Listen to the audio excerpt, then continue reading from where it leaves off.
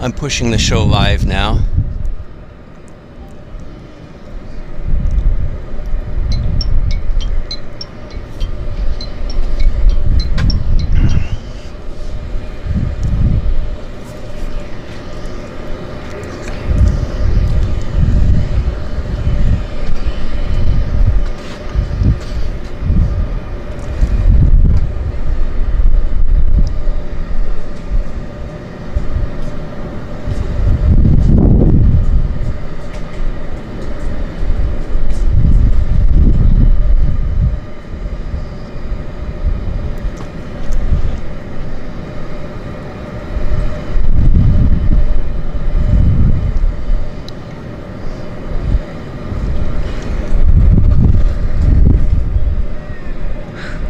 I'm now streaming live from the downtown Vancouver Harbour float base.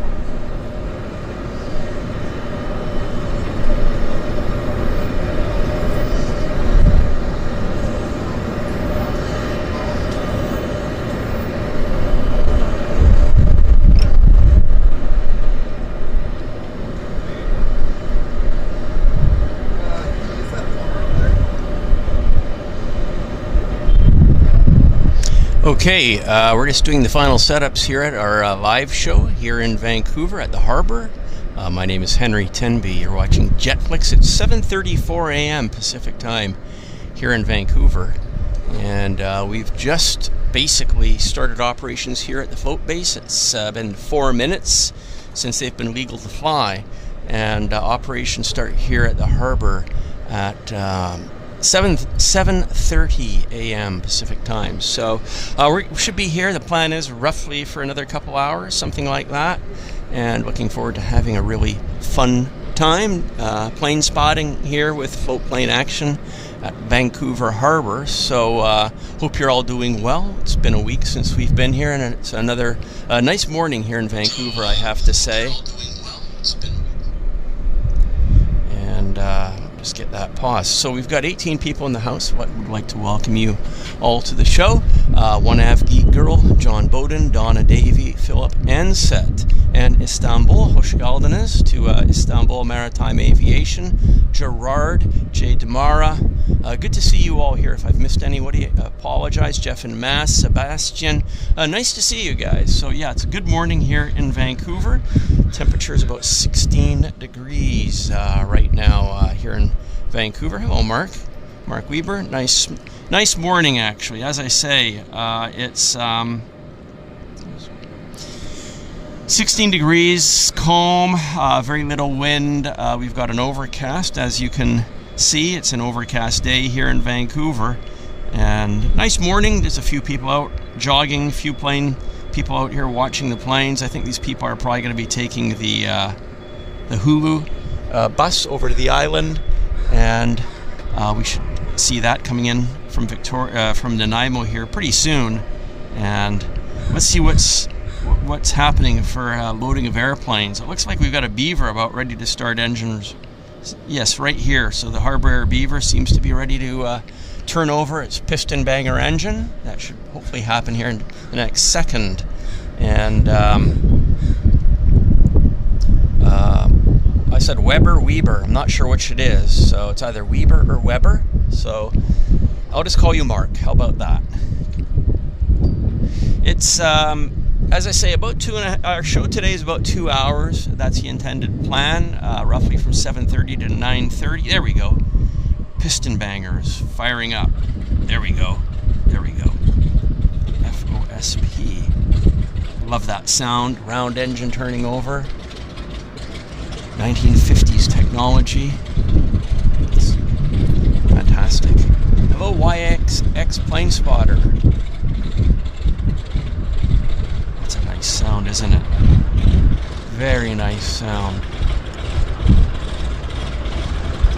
Actually, I think they're just warming up the engine on that aircraft.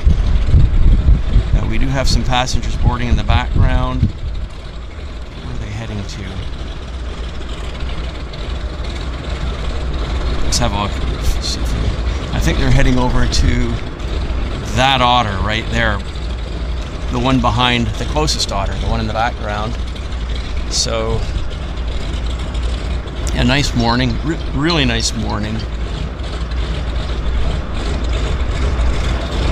So, yeah, it's nice to be here. Always enjoy being here at the float base.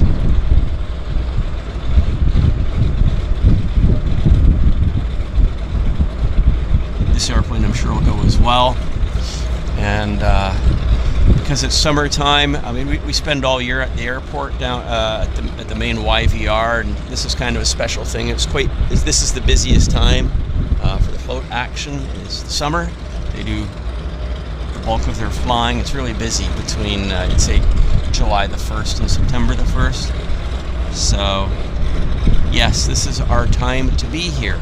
But let's give a lay of the land here to show you how things are looking. Let's give a general view of the harbor. And we have a Twin Otter sitting right here in front of us, of course. You guys know that.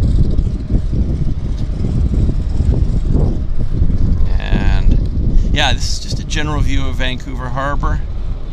There's a sea bus heading over to North Vancouver right there. And we just had this, as I was setting up for the show, we had this cruise ship right here. Silver Moon, I guess that's Silver Sea, just arrived in. It parked as I was doing the setup to the show. So yes, Silver Sea. And this is Canada Place right there. That's Canada Place. So they even have room for a second cruise ship right there. So maybe we'll even get another cruise ship in during our show. And this is where I'm standing, as you can see. And look what we have. We have our first arrival of the show is actually a helicopter.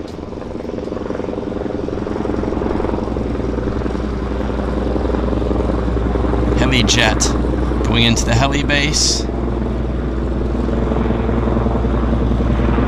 Of course, they also fly from the harbor as well.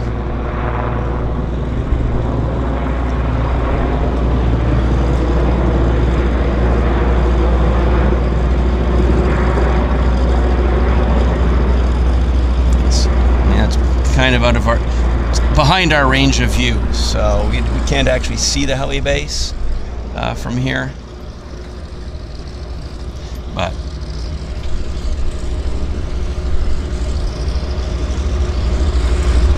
let's see what's back to the float base here. It's a very pleasant view, isn't it?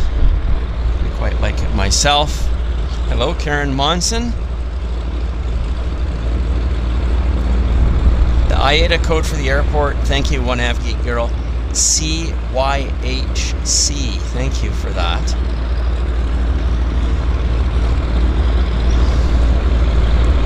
Warming up a Beaver, getting it ready for action. And who knows, we might even see a real beaver. You never know, it's always possible here. There's lots of sea life around. These passengers coming out to the beach. Let's see where they. No, they're coming this way.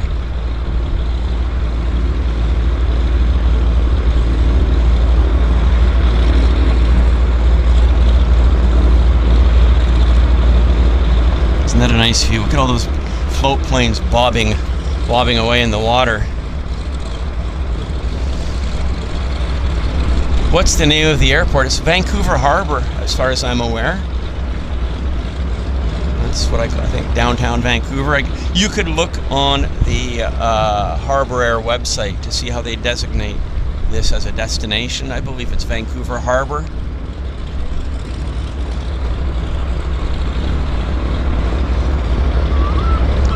Whoops, lots of birds around. Yeah, so the Beaver holds, I believe, 6 or 7 passengers, and I think they're the single-engine Otters are maybe 15 passengers, and the Twin Otters are 19 passengers, I believe, somewhere in that vicinity.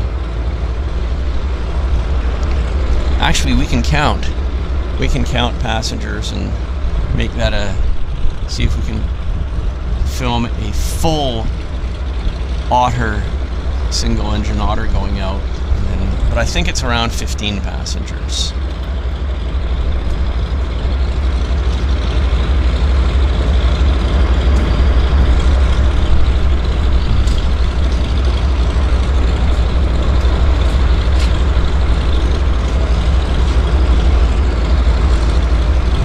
Pretty soon we'll have an inbound arrival from Victoria coming in right over those trees there.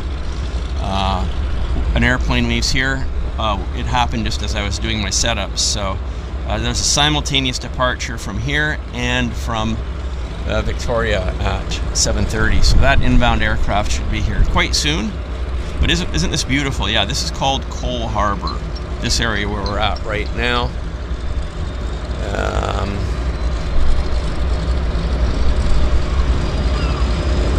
Hello, Brad West. I'm glad you found the channel. Good morning from Dallas. Welcome to our show. Nice to have you here. There we go.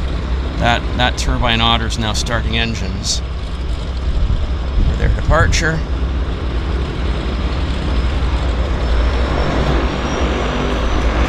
I hear something. Yeah, he's really pouring the juice on there. This is our departure.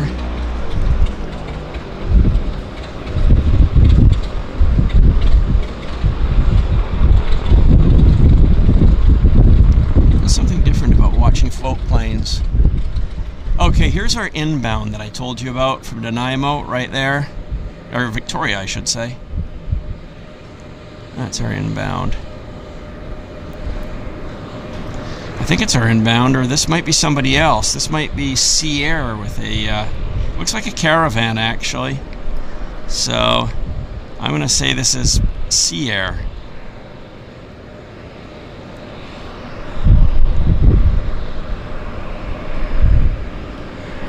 There he is, he's diving for the water.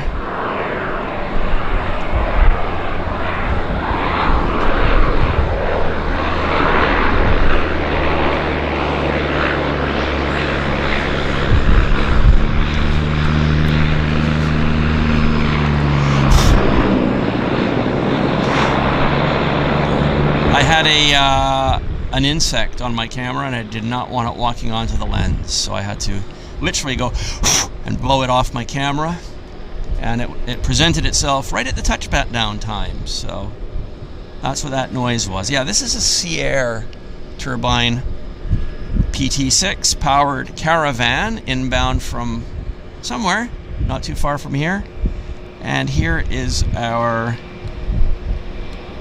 Harbour Air getting ready to depart, probably to Nanaimo or Victoria.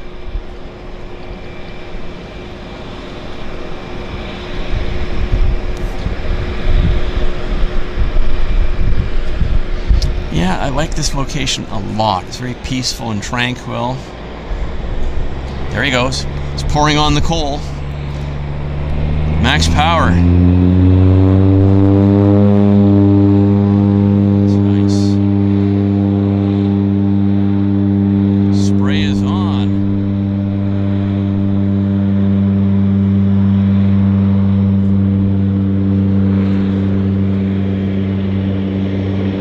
That's cool. Very cool.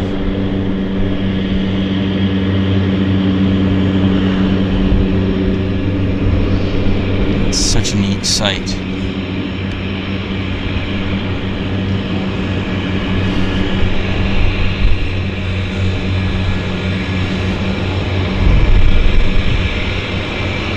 It's climbing like a homesick angel. Not quite like an F-104 though.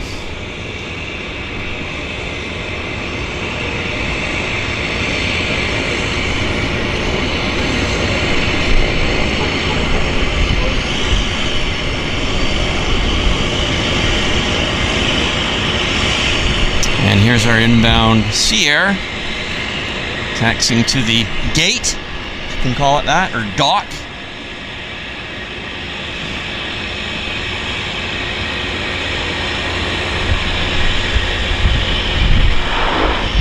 And we've got another Harbour Air taxiing out as well. That's the nice thing about being here, is that it is a lot of action, especially this time of year. So yeah, so Sea Air arriving, and we've got another Harbour Air in the back there.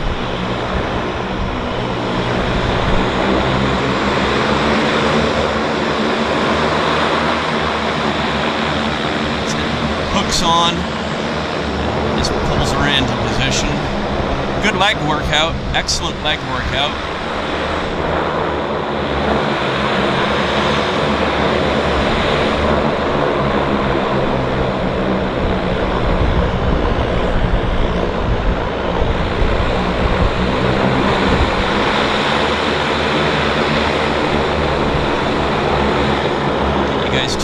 There. Hello, Etienne.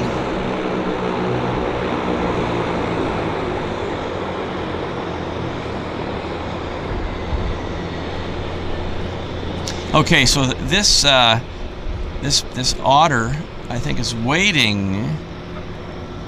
That's going to go because we have an inbound, but I think he's going to go right away. Get out because we've got an inbound lander.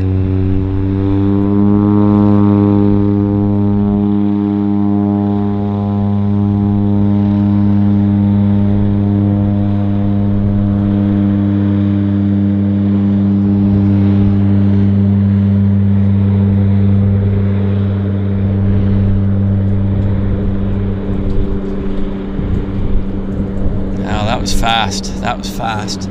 Yeah, we've got a landing airplane. I'll put the camera over there in just a second. It's North Vancouver in the background. Great backdrop. Great backdrop. So, here's the situation. As one airplane takes off, we have another one setting up right here. So, great action for us. Thank you for using the nice emojis there. One Av Geek Girl, the vest, which I'm wearing right now. I'll put myself on camera here as soon as we get a little bit of a break.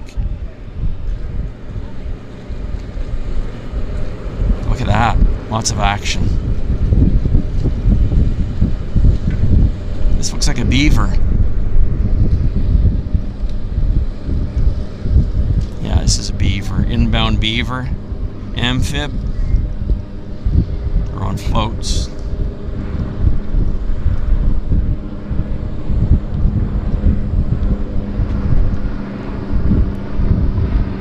We know this airplane. Beautiful, isn't it? Absolutely stunning.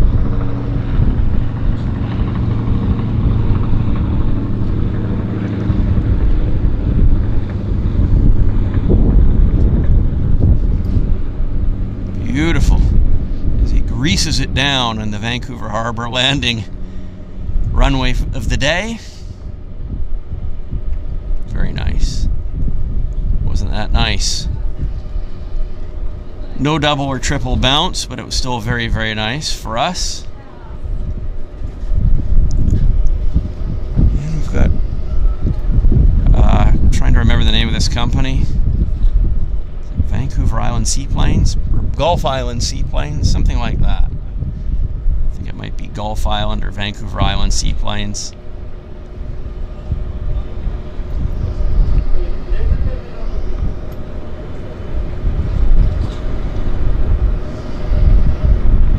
So when you fly these airplanes, this is the kind of maintenance that's necessary, right?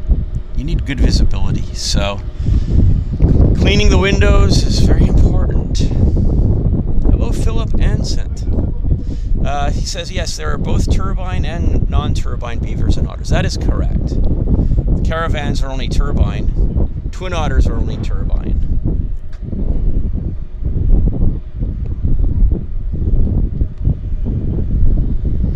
Yeah, because the otters and the beavers were built in the 50s, and well, I think they stopped production on the Otter in what, 66 or 67, maybe it was 68, somewhere in that time frame. The beaver stopped production before that. So, hello, Adriano Amadio, nice to have you here, Adrian, and Donna Davey, thank you, nice to see you.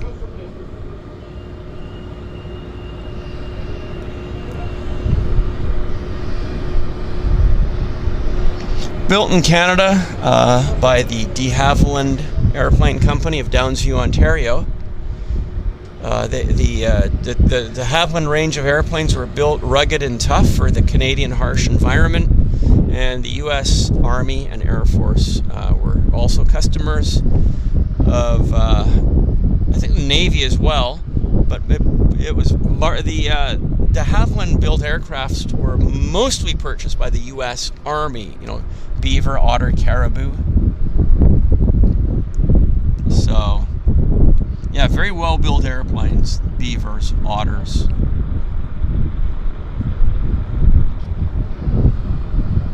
And of course, lots still in service here in Canada. But this airplane here that we're looking at, the Beaver, would have been built, I'm sure, in the 1950s.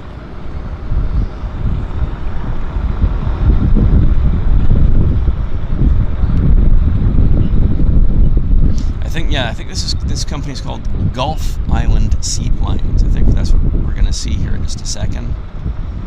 It comes in and out of this harbor airport location multiple times a day. You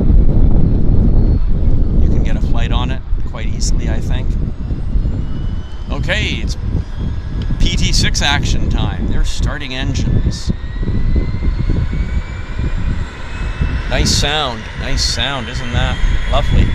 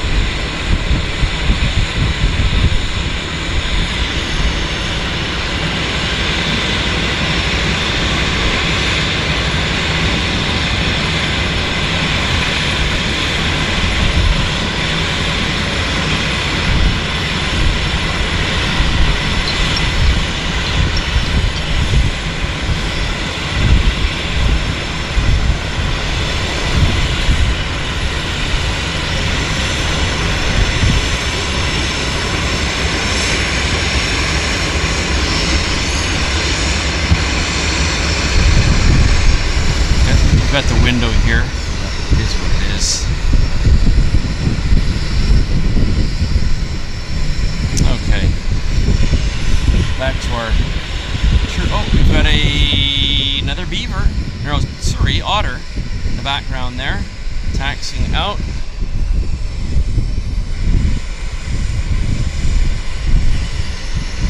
I don't know how they refuel. They don't refuel airplanes from Chevron. That's a boat. I've never seen an aircraft refuel here. This is not for refueling of airplanes. This is for refueling of ship traffic only. Do not do aircraft refueling from the Chevron.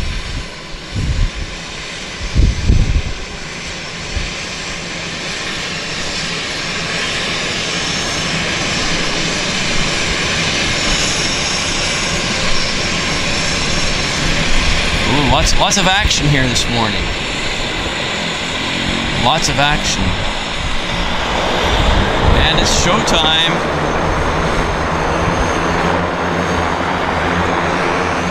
Lots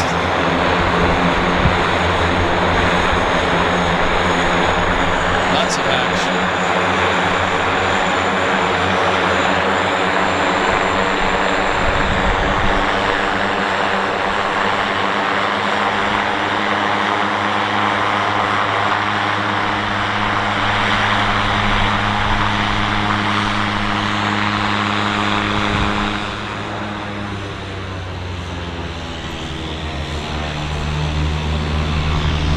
This is completely uncontrolled. There is no, the boats have to stay away. It's an uncontrolled area. If you have a boat, you're on your own.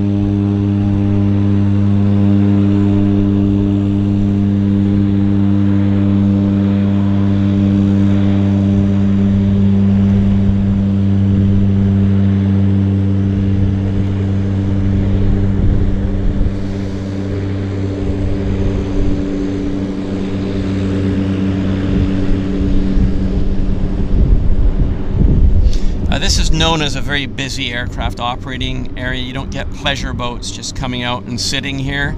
I guess the harbor master would come and advise such a ship, but it's completely uncontrolled area. To a certain extent, there's some air traffic, a bit of air traffic control. I'm not an expert. I can't speak to exactly how it works, but it is uncontrolled area. There is nobody telling the airplanes where to taxi and what runway to use. The pilots use their own discretion based on the windsock as to which direction to point their nose. That's how it is for being a floatplane pilot. The floatplane pilot always decides which direction to take off. There is no runway set here on the water.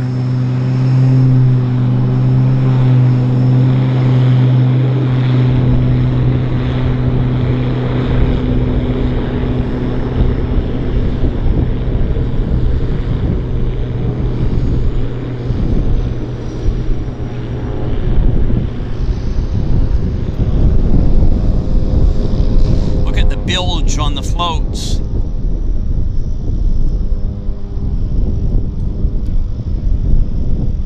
I'm surprised there's no barnacles and crustaceans attached to them. Oh, look at the birds. Look at the birds. Pilots have to be careful with that. That is a hell of a view right there. Wow. Wow, that is neat. Very, very neat. Yes, there is, when you're a floatplane pilot, you make all the decisions in which direction you're going to point your nose to take off or land. You look at the windsock, you look at the traffic, the boat traffic, and you make a decision. That's how it's done. It's literally seat of the pants flying. That's what this is. It's not like an airport where an air traffic controller tells you which taxiway and which runway to be using.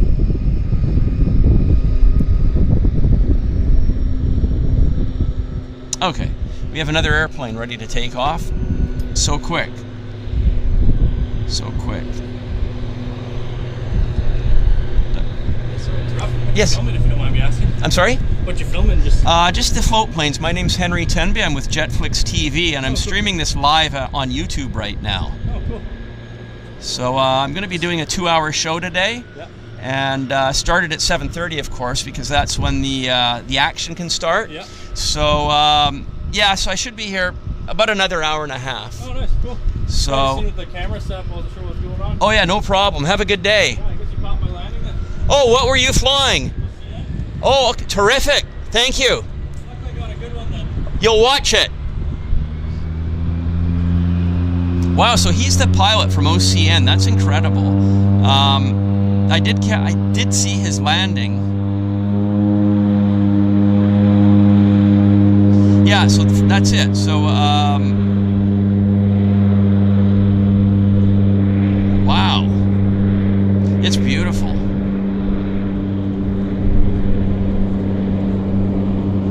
That's right. So we're streaming live here at Vancouver Harbour. This is JetFlix TV on YouTube.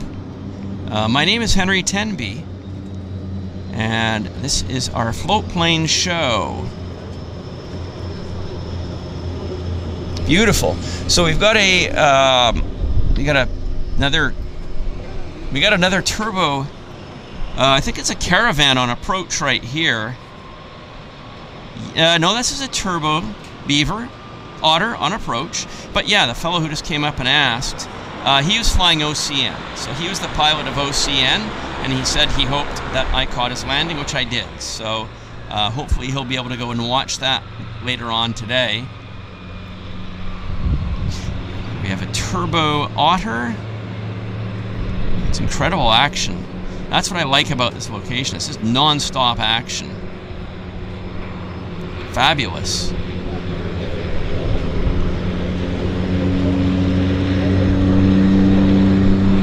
Wow, that's cool. Very neat. Absolutely fabulous. Unbelievable the amount of action that we've got here. Hello, Karen and JD. Nice to see you, JD. Welcome to the show. Truth Provider. Thanks for checking in. Paul Marriott, welcome to the show as well. Absolutely fabulous action here. Got another turbo Otter taxiing out. Fantastic. Yeah, so the fellow that was just asking about what we were doing and whatnot, he is the pilot on OCN. So he's the Gulf Island Airlines pilot. He asked how his landing was. It was a very nice landing, and yes, we did film it. So hopefully, as I say, hopefully he'll be able to watch this after and see his landing. But it was a great landing.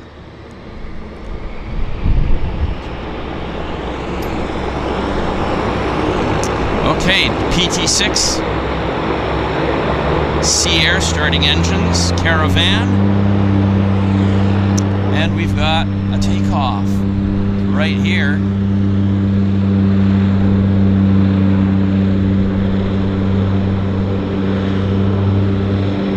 On the step, on the step. Look at the bird there. Again, if you're a float plane pilot, you have to be completely dialed in as to what's going on all around you. There's an extra component because you've got all the possibilities of what can happen on the water. A log, a bird, a boat. There's so many different things that can come at you quickly, and you have to be ready to act fast. So that's a whole different landscape compared to flying a land-based airplane.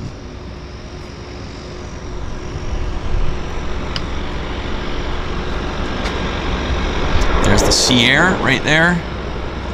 The birds are incredible. Turbine Otter.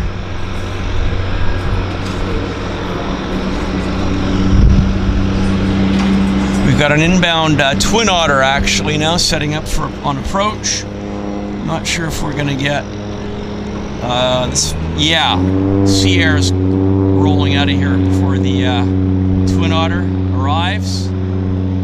It's beautiful.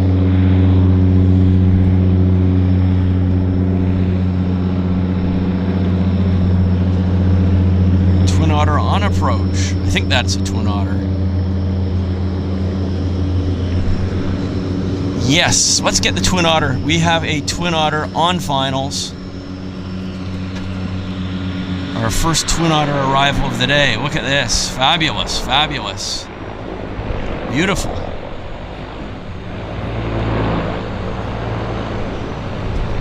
Oh, look at this view. Look at this. Sweet. This is sweet. Built in Canada, of course. where else in the world can you go and get a flight on a Twin Otter on floats as easy as you can here? I'd say nowhere. I'd say the answer is nowhere for sure. Look at this. Fabulous. Absolutely terrific. Yeah. Greases it down right there in front of us. Inbound from Victoria Harbour. It's about a 20-minute flight. Yeah, where else in the world can you go right now, today, and get a flight pretty much any time throughout the day on a float-equipped Twin Otter? I don't know if you guys can put that in the comments. Let me know. Other than here and Victoria, I think this is almost a unique in the world situation that we're looking at here, guys. Hello, 259 Miami Go. Nice to see you. This is super nice. Love it. Love my Twin Otter action. Look at this. 2 PT6 engines. This is something special. Something super special.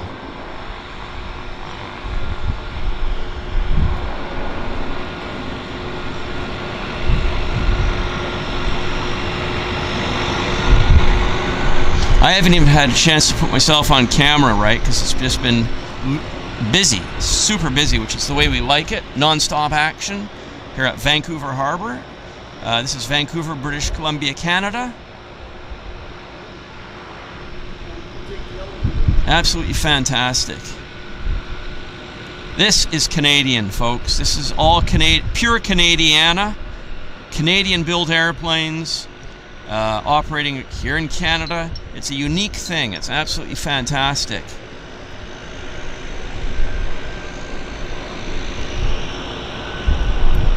And Jason Francis, welcome to the show. Watching from St. Croix, Caribbean. Hope you're doing well.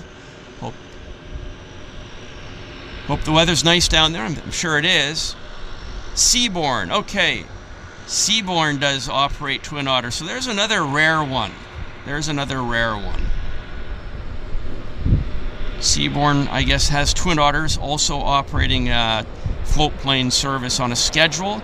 I'll have to check that out when I get home. I'm curious as to what the cost is and where it operates. What are the cities that are served by Seabourn and their Twin Otters? That would be quite a unique operation for sure.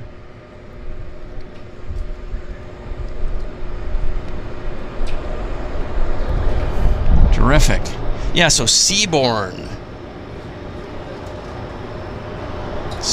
Airlines. So, I think I can put myself on camera very quickly. Very, very quickly. Let's just see if I can do this here. Okay, my name is Henry Tenby. We are at Vancouver Harbour, Vancouver, British Columbia, Canada. This is the Downtown Harbour Float Base. We're doing a live stream and we're watching the action. It started at 7:30 this morning and we're here for about 2 hours live streaming the action. Most of these float planes fly between Vancouver and Victoria, a lesser degree to Nanaimo on scheduled service back and forth. The primary operator is Harbour Air, but there are other I would say on-demand charter operators that come in here that can fly to other float-based locations within relatively close proximity to Vancouver. We've got Gulf Island Seaplanes and their Beaver, CFOCN. That airplane comes in and out of here pretty much quite regularly. We've seen it on our show last week, and the pilot came up and said hello, asked if I filmed his landing, which we did, so hopefully he'll get to see that. The special thing about this particular location is that we're elevated and we have a great view pretty much of all the action, landings, takeoffs, ship traffic, the whole 9 yards. So welcome to the show. I just wanted to formally say hello. So thank you, Glenn. Nice to see you here on the show. Glenn's Aviation Love. And I'll stop the camera down a little bit now. There we go. And Let's bring the camera over to our... There we go, that's it. See, this is the plane that the pilot came over and was curious about our filming. He brought in OCN. And it looks like they're getting perhaps this caravan ready to fly. I see some activity there. Seagan, interesting. Reggie. How are you guys doing? Thanks, Glenn. Nice to see you.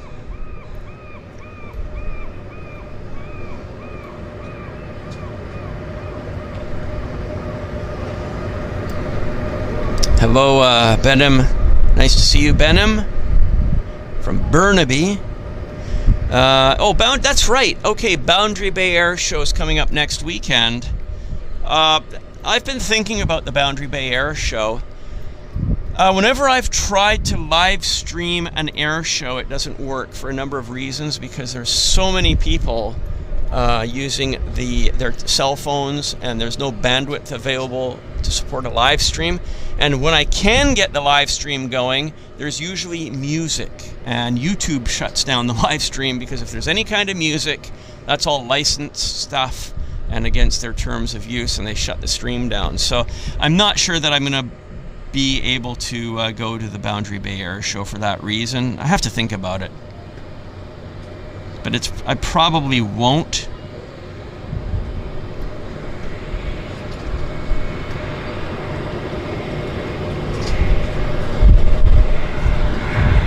It's like Sea Air, Turbo. Oh, that's nice. This is a Turbo Beaver, guys. Rare. Our first Turbo Beaver of the show. Isn't that neat? Look at that. Isn't that a cool looking airplane? Very, very neat, Turbo Beaver. It's a piston Beaver, which has been modified with a PT6 engine. Makes it, of course, much faster. And same engine, same aircraft as the Gulf Island seaplane, but different engine, of course. Yeah, air shows are hard to live stream. Very hard to live stream. It's the music, right? And the bandwidth. Everybody on cell phones. You've got 10,000 people using their cell phones all at once. You've got the music, and you've got two big strikes against the ability to do a live stream. Got another airplane on approach. So let me bring the camera around. It's chock-a-block action here, guys. Chock-a-block.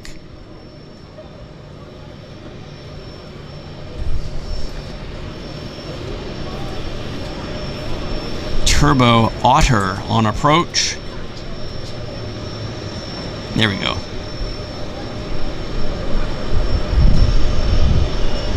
Is he flashing the lights at us to say hello?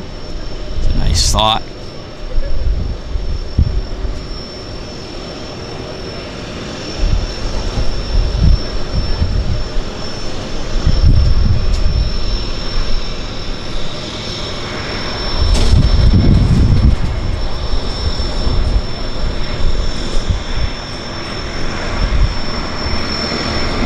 Pilots make it look easy, which it isn't.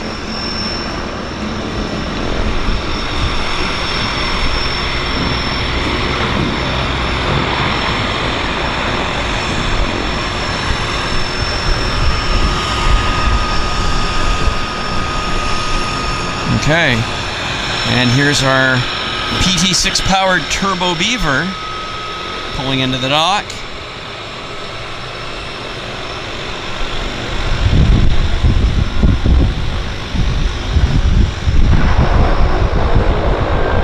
So again, my name is Henry Tenby. I'm streaming on the JetFlix channel on YouTube.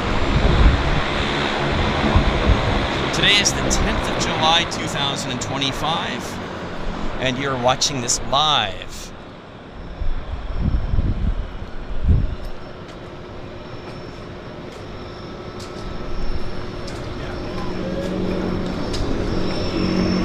Okay, here comes our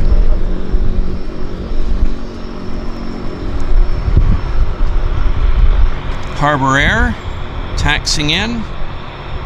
Isn't that a nice view? Look at that.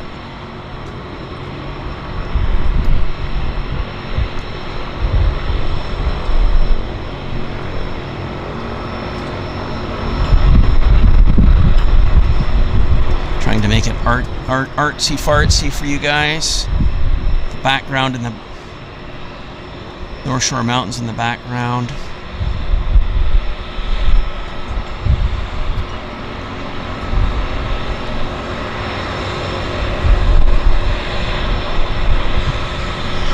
I wonder how that looks on a big TV. Must be quite nice. I'm hoping that's a nice view for you guys. There's the sulfur piles in the background. The yellow pile of stuff is sulfur heading to points in Asia. Canada is rich in natural resources. Oil, potash, wood, natural gas.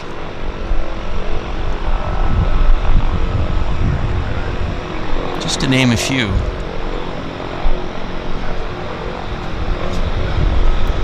Hello, Gary. Welcome to the show, Gary and Lady Di. Paddle strapped to the floats. Yeah, you never know, right? If you're out in the bush, you might just have to get out there and row your beaver.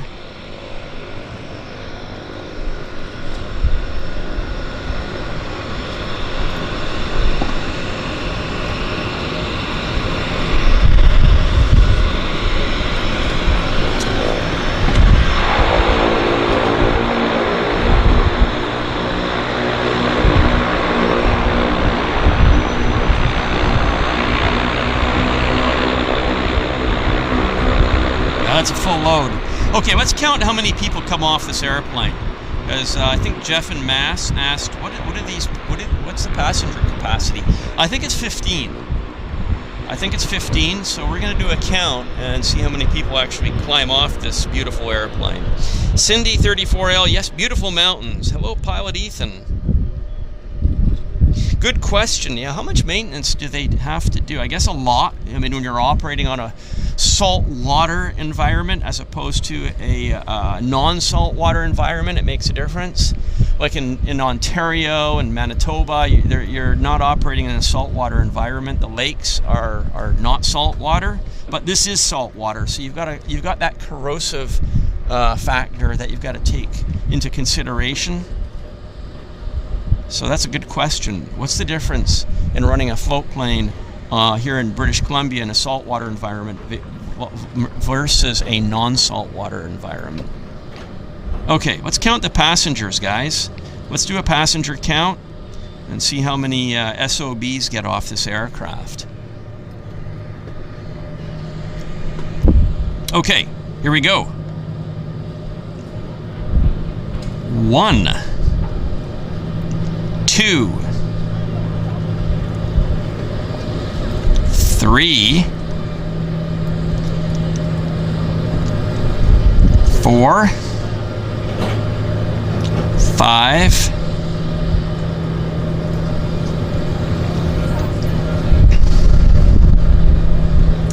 6, 7, 8,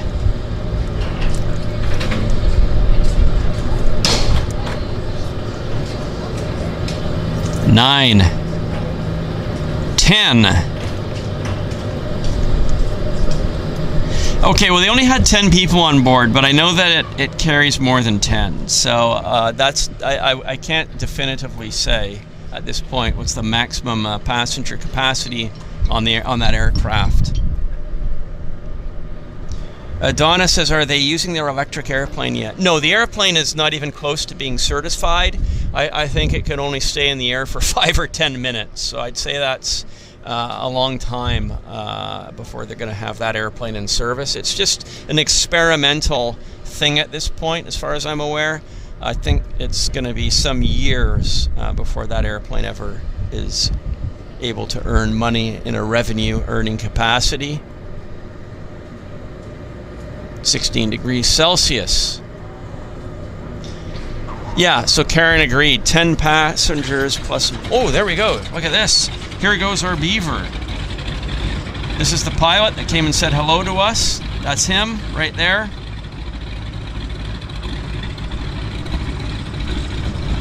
Gulf Island Seaplanes.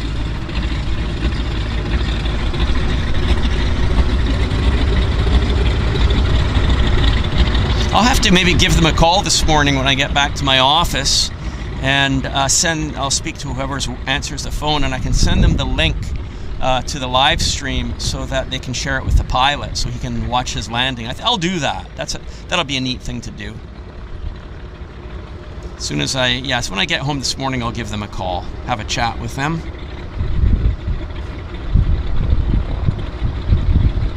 There, he's adjusting the flaps for takeoff. He just did that.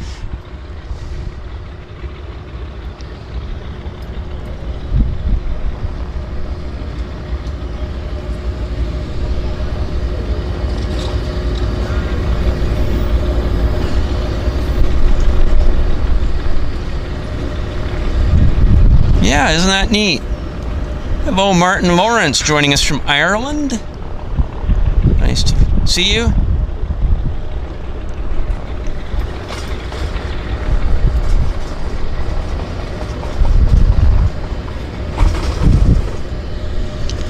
Let's see where he's going to pour on the coal.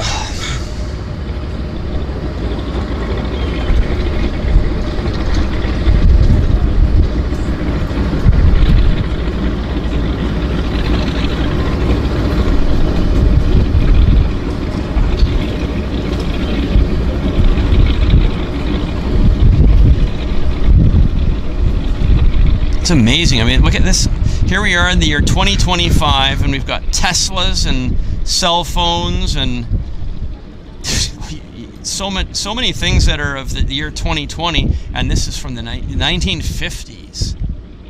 This is right out of the There's nothing 2025 about this, but look, it's still earning its keep.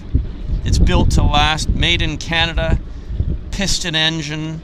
It's old school, 100% old school and reliable, and these things have been earning their keep for the last 70 odd years. There he goes. There he goes. Look at that. Look at this. Terrific.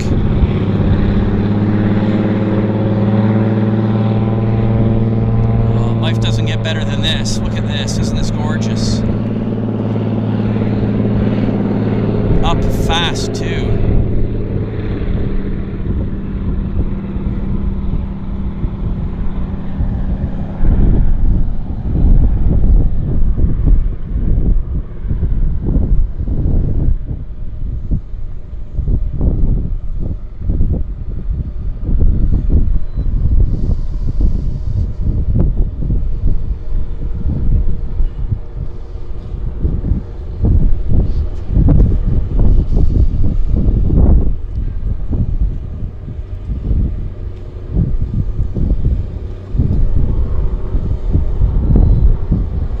Climbing quite easily. It's light. It's just him heading back to base. He brought his passengers in for the morning. I'm sure he's usually back and forth several times, right? Look at that. Some loons. More loons.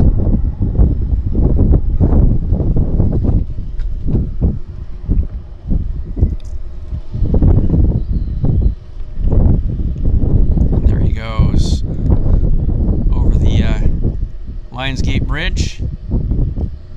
Wasn't that beautiful? Wasn't that beautiful? Yes, Martin's joining us from Dublin, and Globeman is watching live out my window.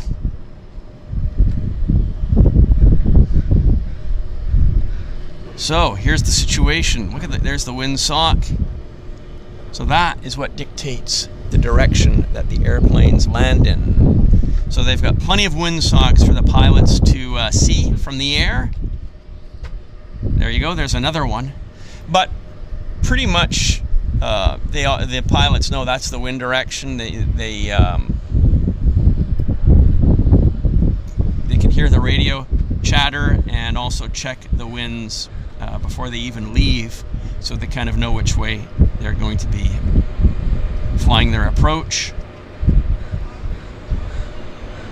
Turbo Otter starting its engines, or Turbine Otter. It is a turbine engine, but the linguistics here in Canada, we've been calling them Turbo Otters and Turbo Beavers for the last 50 years. So I grew up here in Vancouver, and the lexicon, the way I've heard people describe these airplanes is, yeah, that's a Turbo Otter, that's a Turbo Beaver. So yes, we know it's a turbine engine, but the Canadian lingo is turbo.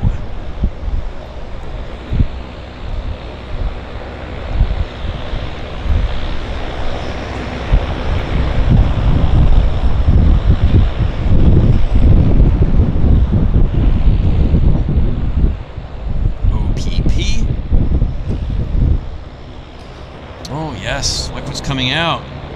Look what's coming out. Twin Otter action for us. Excellent. Excellent. Love it. Love it. Love it. I just love being here. This is a great location. I hope you guys are enjoying it. If you do enjoy the show, perhaps you could do me a very small favor and hit the thumbs up button.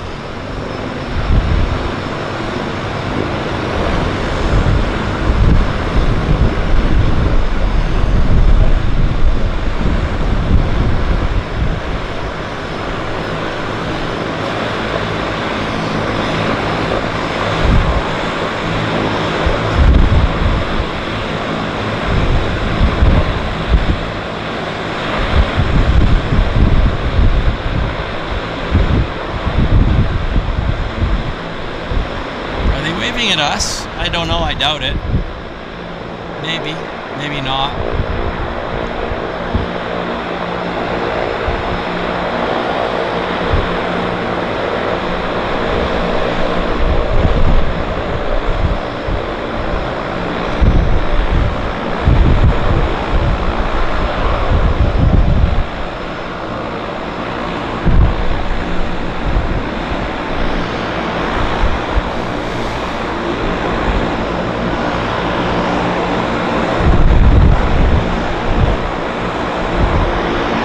Look at all the action.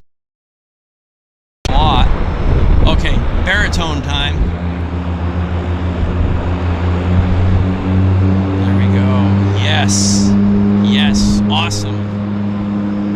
Love that view right there. Look at that. That is the view of the day. Beautiful. That is fantastic.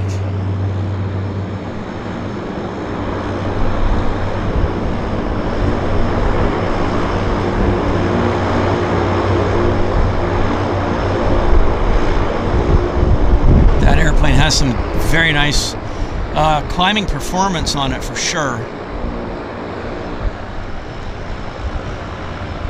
Okay, we got another aircraft ready to rock and roll.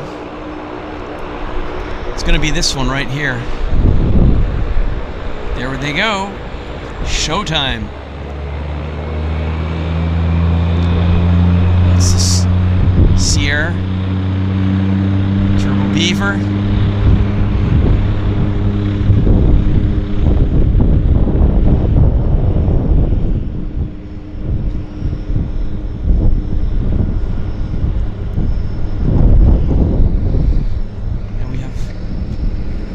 Great action here at this time of year.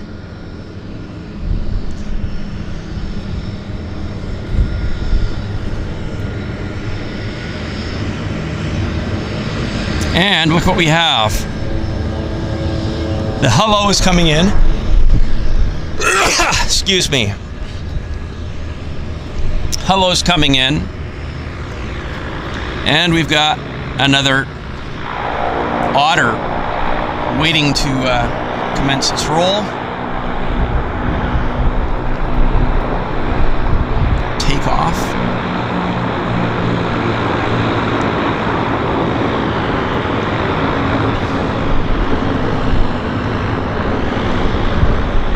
Hello, Venkman. Welcome to the show, Venkman. Nice to see you. David Underwood.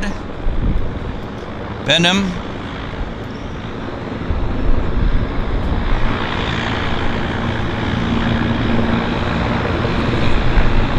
Look at the snout on that aircraft. That's a hell of a snout.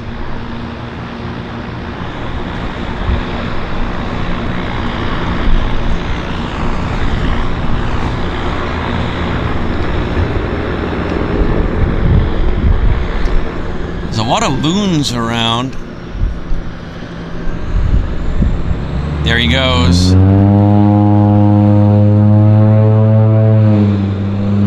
Love the baritone. Nice prop wash.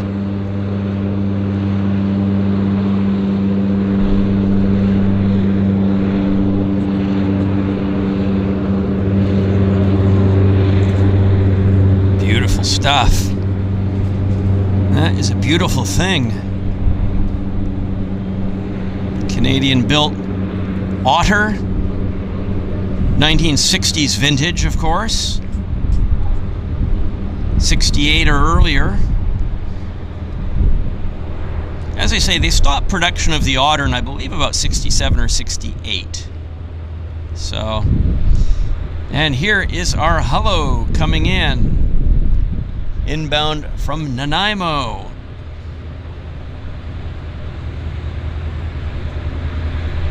There's the pilots bringing it in. These guys get to be on our show all the time.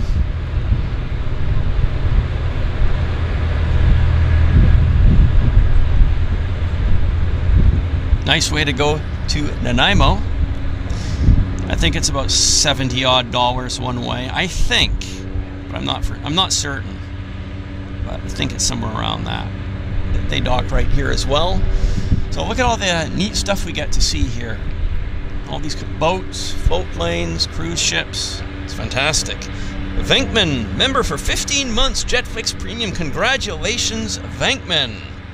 Great Vancouver Harbour Show, Henry. So good to see you again. It's a great pleasure, Venkman. Thank you so much. Appreciate all your wonderful and kind help. Terrific, Venkman.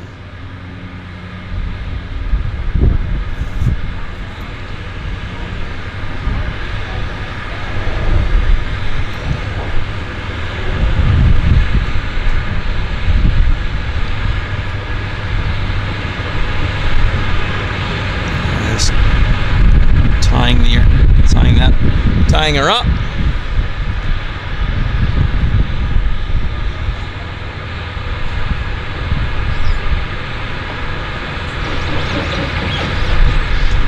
Wow. Yeah, there's just great action here, guys. Great action. Paul Marriott, member for 14 months. Terrific.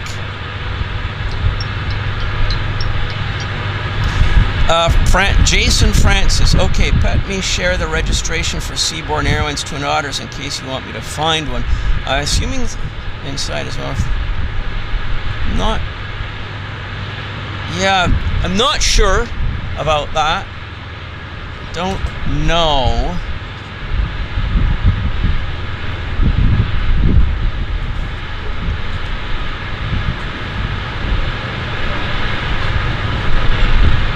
Why don't they appear on Flight Radar 20? I don't know.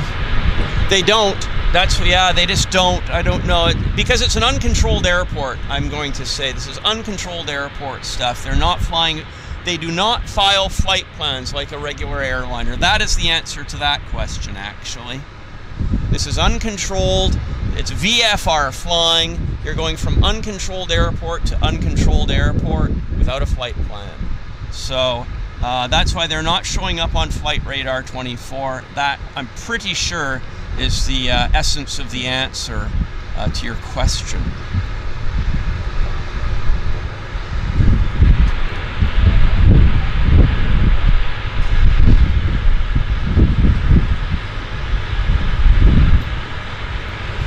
So this cruise ship came in while I was setting up for the show. The Seaborne, right there. What is it? Seaborne Moon, Silver Moon, Silver Sea, I should say. So yeah, the Silver Sea. That parked just as I was setting up for the show. It parked itself right there. And this is where I'm situated, basically.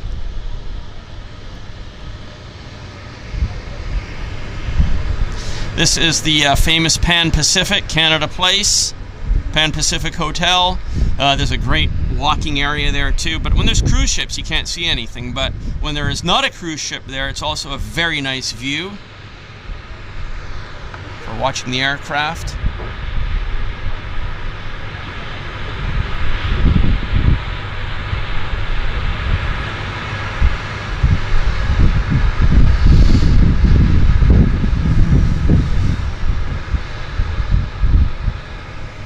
Oh, I just knocked the camera. Hang on, there we go. Better. Let me just try it. I just knocked the camera off level, so give me 1 second. I think that's kind of okay right there. Just maybe a tad off. That's better.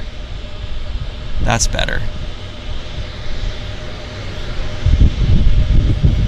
Okay, I think maybe they're going to board some passengers here, and we can do a count. Okay, let's see how many. Yeah, this is not going to be it. Oh, the battery's collapsing. I've got to change the battery. We're doing a battery change, guys. Battery change, battery change, battery change, battery change, battery change. The battery is collapsing. We are doing a battery change. 10, 9, 8, 7, 6, 5, 4, 3, 2, 1. Battery change, battery change. I'll be back in 1 second. Yeah, we're back. Yeah, I had to do a battery change quite quickly. Back. There's definitely not 15 people there, so yeah, this flight's not going out full. So Ian,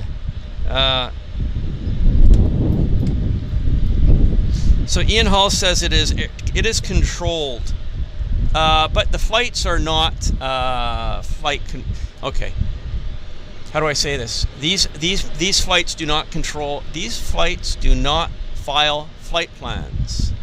This is VFR. These are VFR flying. So VFR flights do not show up in flight radar.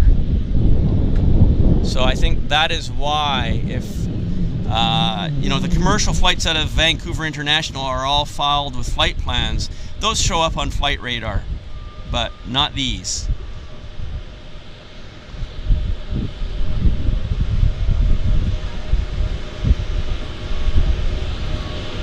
But thank you for the correction that this is a that the tower here does control these landings and takeoffs.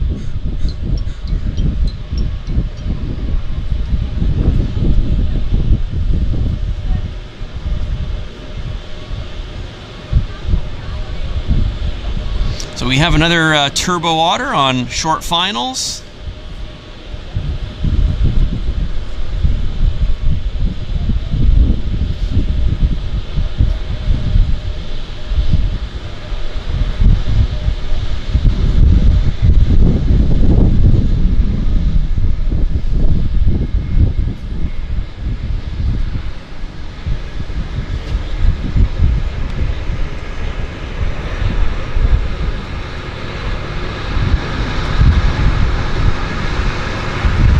Nice, beautiful landing.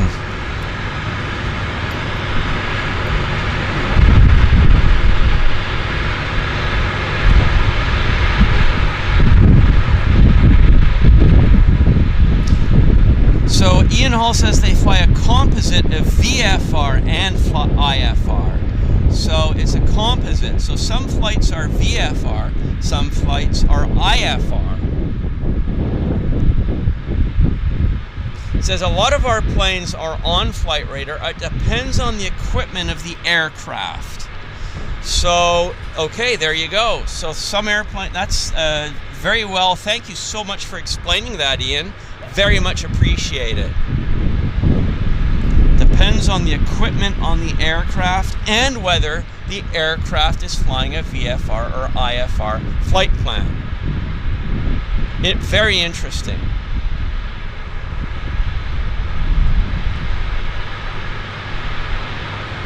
Great, thank you so much for that information, Ian. It's very, very much appreciated. So yeah, I'll say it again. It says we file flight plans regularly. We fly a composite of VFR, visual flight rules, and IFR, instrument flight rules. And it depends on whether the aircraft has certain equipment on it for flight tracking, and if it does, then it can appear on flight radar. If it doesn't, then it will not appear on flight radar. So that is great, great information, and answers a lot of our questions.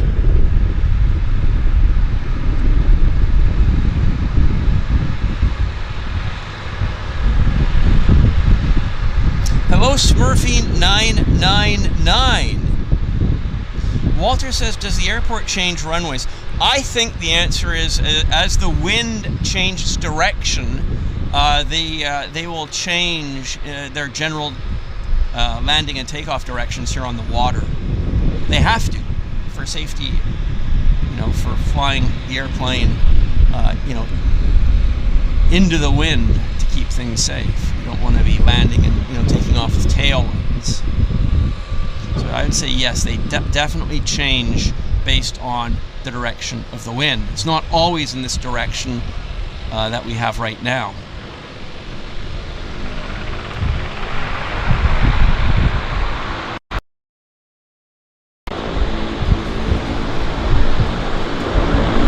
Yeah, we all appreciate the information on Flight Radar 24. That's fantastic.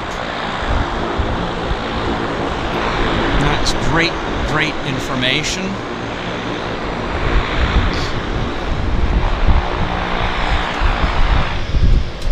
Yeah, it depends on the equipment on board the airplane, whether they can actually be tracked on the, you know, those it's not just Flight Radar 24. There's several of these. I don't know how it's done through GPS or whatever, but there's a certain equipment on board that allows the airplane's exact location to be tracked.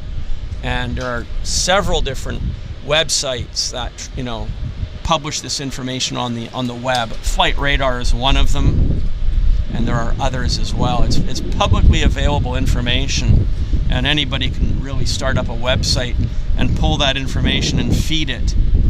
It's available out there.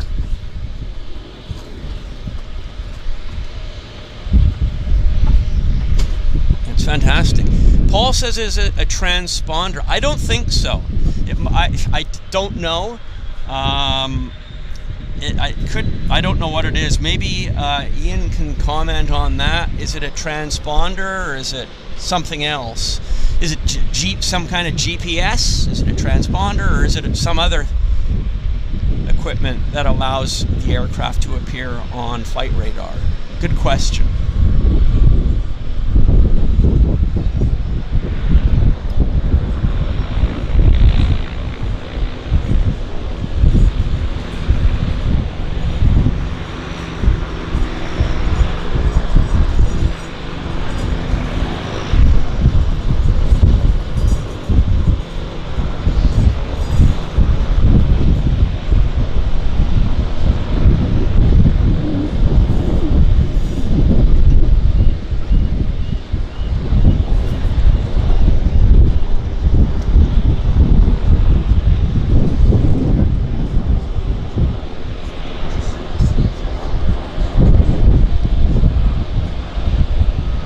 Excellent question. Is it a transponder? Is it GPS?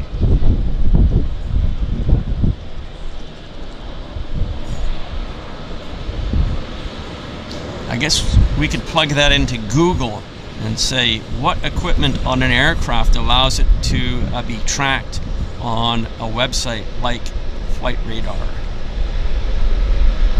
AI should be able to answer that question too.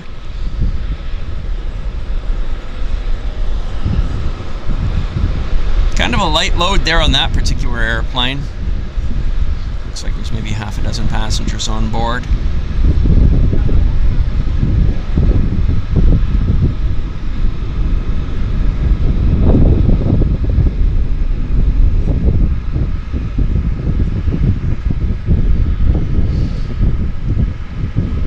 Okay, we've got passengers, I think, coming out to the Twin Otter here. I think these passengers here are coming onto board this Twin Otter, I believe. I think. So I think we're going to have some nice Twin Otter action here, starting in just a second. Awesome, fantastic. I love it when the Twin Otters start nice and close. 1, 2, 3, 4, 5, 6, 7, 8. We've only got 9 passengers getting on this Twin Otter, so it's only 9.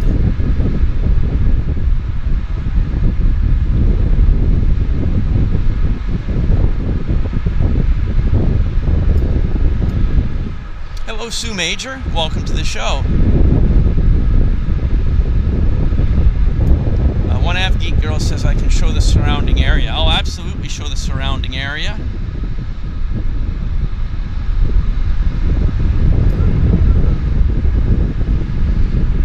This gives you a good view here of the port. Pan Pacific Hotel with a cruise ship. There's the sea bus coming in from North Van, which is it's basically part of our transportation network, Vancouver Public Transit, essentially. These buses. It's called the sea bus. These boats go back and forth across the harbor all day long. Okay.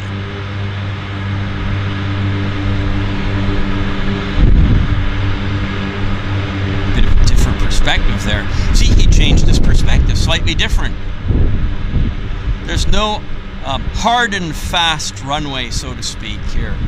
These pilots can vary their takeoff, as required, based on what winds and boat traffic, etc. they see at the time they are taking off. If there's a boat in the way, they can just push their airplanes in a slightly different direction for their takeoff. It's not a hard and fast rule here.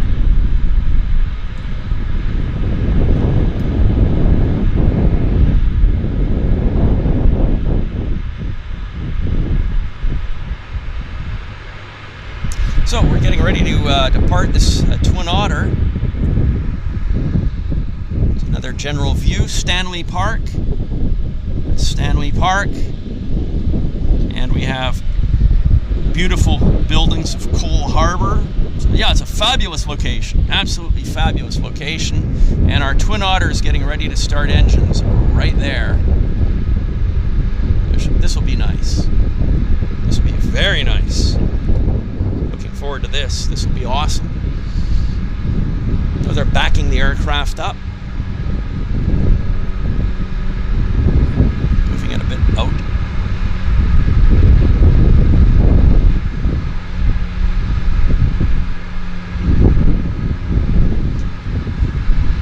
Nice. Very nice.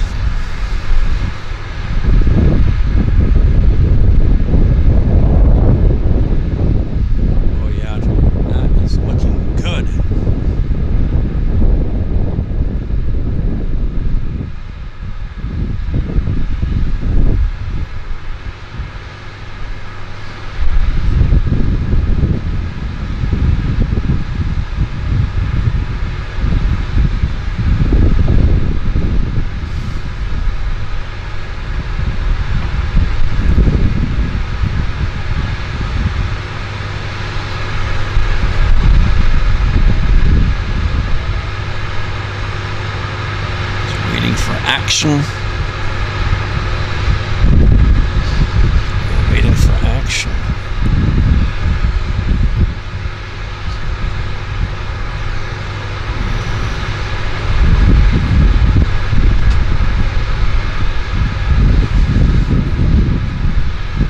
Well, the beacon's on. Beacon is on. So we should, hello, Allison Bowers and J. Ro Rueda.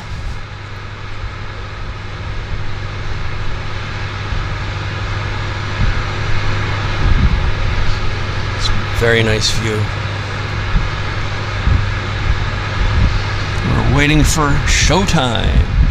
2 PT6 engines on the Twin Otter 300. I think this is a 300. Could be a 200 or 100, but I don't think so. I think they've upgraded all their Twin Otters now to 300s, the latest and greatest. Well, the 400 is the latest and greatest, built by Viking, who have taken over the de Havilland licenses to build these airplanes. And they build an updated version of the Twin Otter, which they've designated as a 400. I think it costs $10 million, if you can believe that. Yeah, $10 million for a brand new Twin Otter 400's big bucks. $10 million. Wow. Thank you very much, Venkman, for gifting 1 JetFlix membership, and congratulations to Jason Francis for picking that up.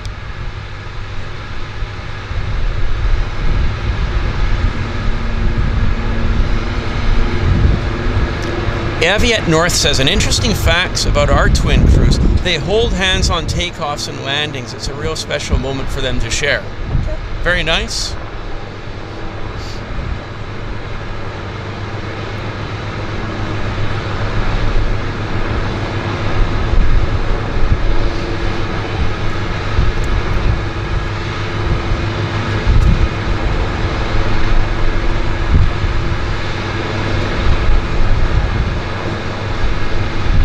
Thank you again, Venkman. Very much appreciate that. Kind support and the donation.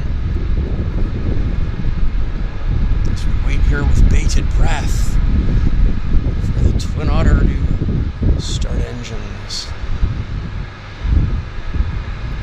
There we go. Thumbs up. Thumbs up. Let's get the... There we go.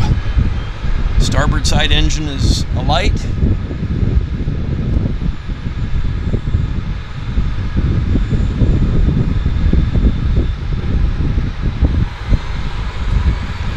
That sound, don't we?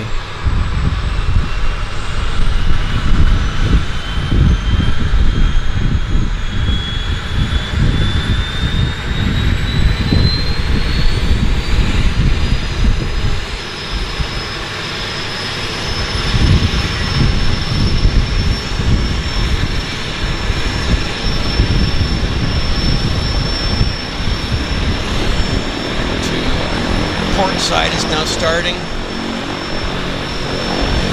Sydney gifted 1 JetFlix membership. Congratulations, Gordon Duncan, and Paul Marriott also gifted a JetFlix membership. And congratulations to WD Travels. Thank you guys for that support. Very much appreciate that.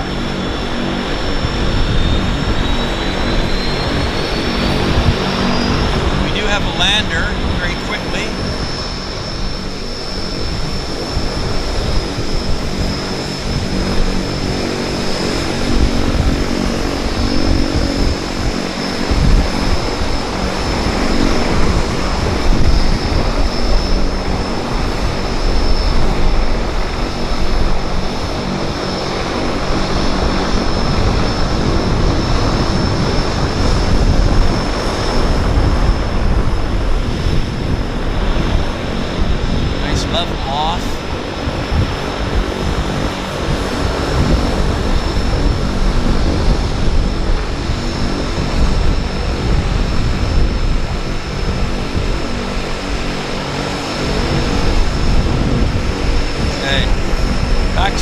Twin Otter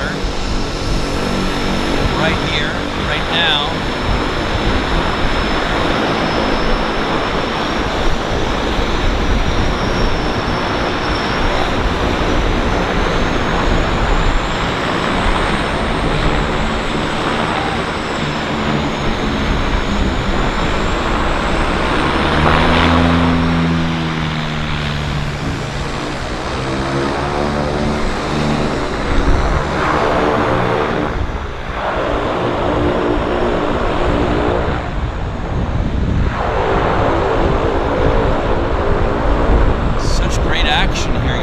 Unbelievable.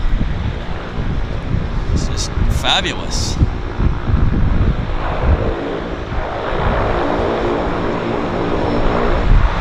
Look at the action. It's just chock-a-block. Chock-a-block.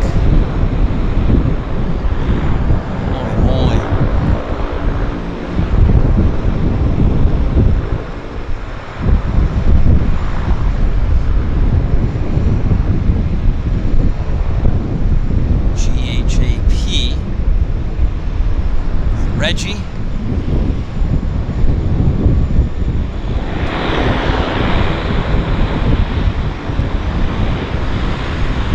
So much action.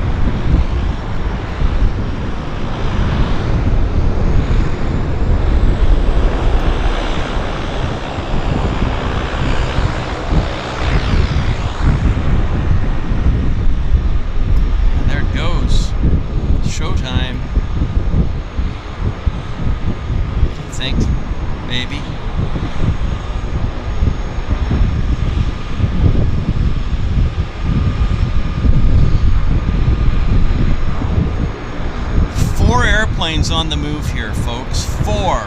We've got 1, 2, 3, 4 airplanes. All it's busy. This is busy action.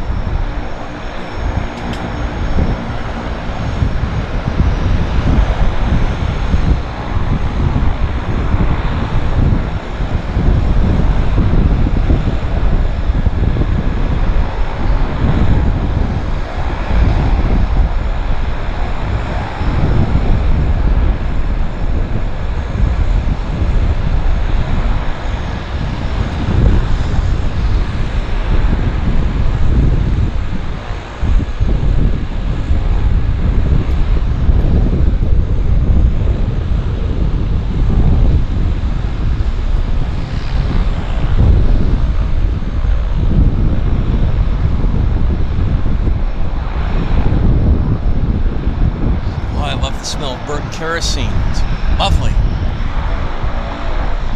Just lovely.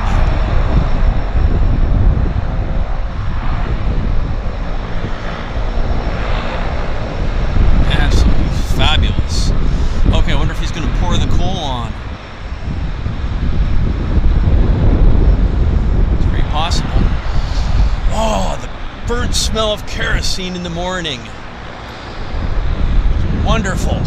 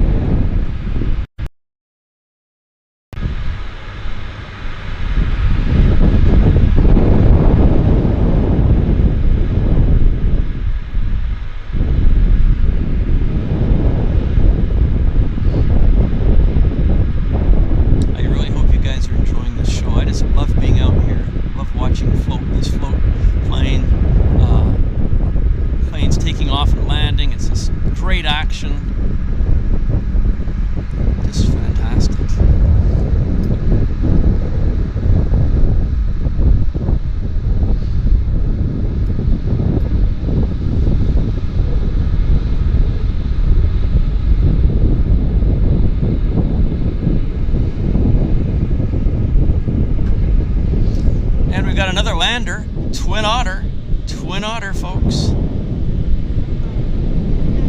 Right about here, right now. Look at this. Fantastic.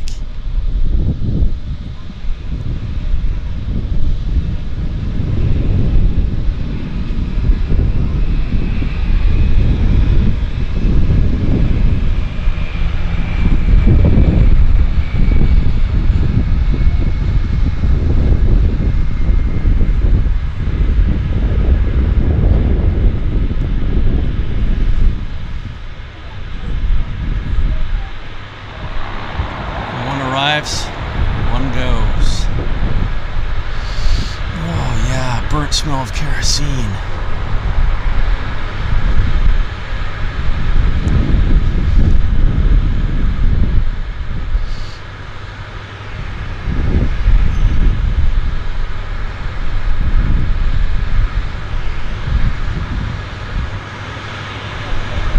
What I will say is, okay, I'm sure Seabourn also is busy, but this is probably the busiest Twin Otter passenger sked operation in the world on floats.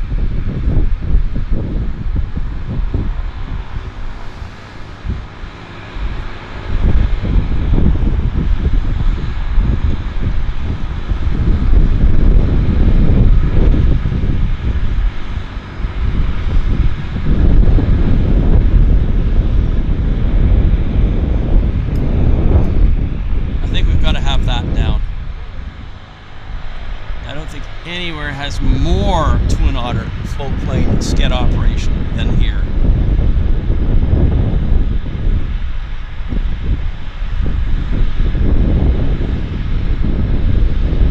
As I said, I'll check the St. Croix operation. I don't know if it's as busy as this. That is impressive.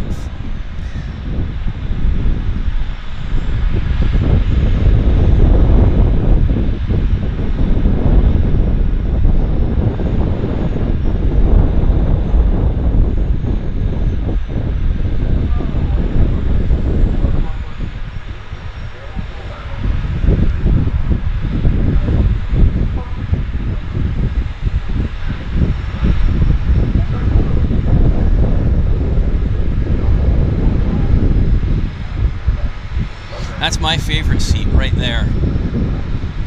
That guy's sitting right there. It's behind the cockpit. Excellent seat.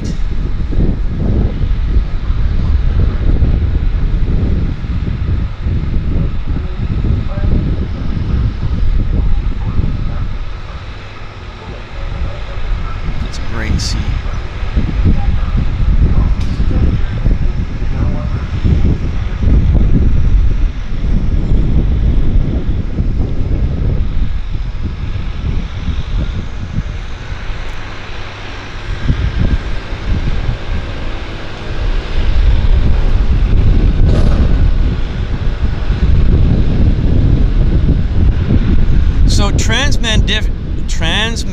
Trans-Maldivian has the most Twin Otters on floats.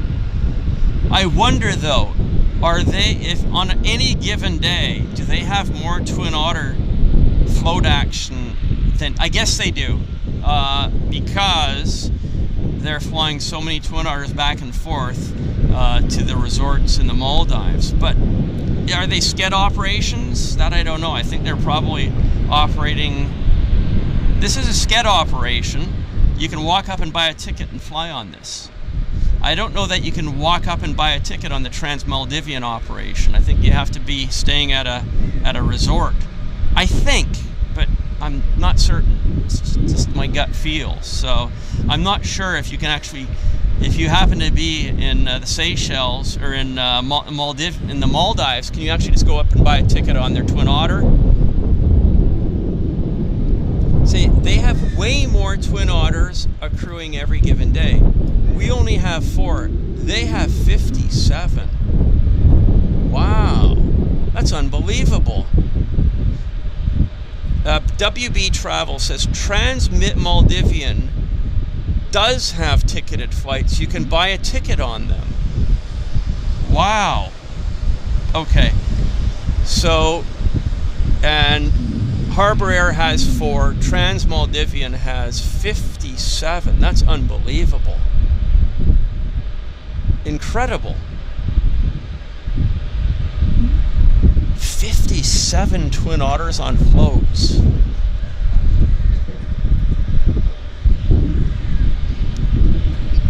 Oh, I'd love to go there one day.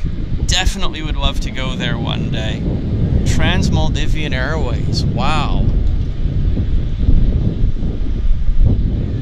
That is unbelievable. Seabourn has 2. Okay. So Harbour Air and Seabourn are, wow. This Trans-Maldivian is just unbelievably bigger. It's just, I'm gobsmacked. And they only operate Twin Otters, according to Jason Francis.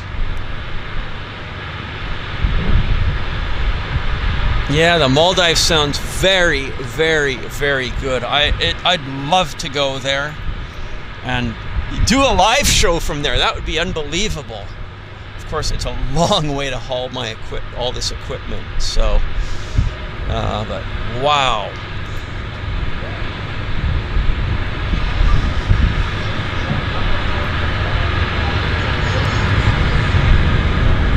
You can see that Hulu's leaving on their departure over to Nanaimo.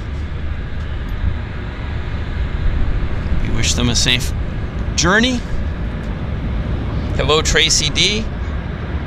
Hello, Andrew Baird. I've got a lot to do when I'm relaxing later over the weekend. I'm gonna check out the website of Trans-Maldivian and check out their routes and where you can buy a flight from on their Twin Otter. 57.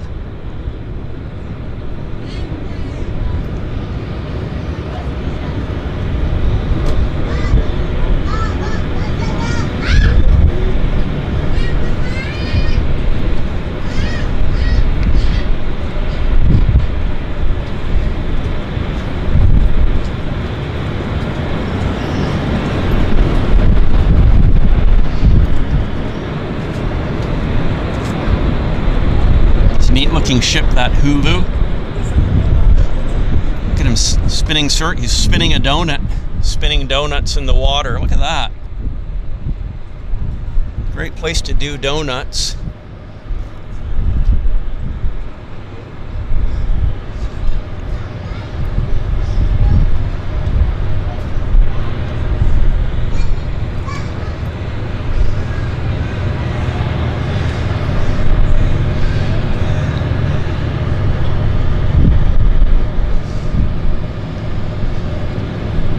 Okay, somebody was asking about boat traffic. So here are some pleasure craft boats coming out from the inner harbor there. We've got one right there, so they're coming out. The airplanes and boats just kind of have to be careful with each other, obviously.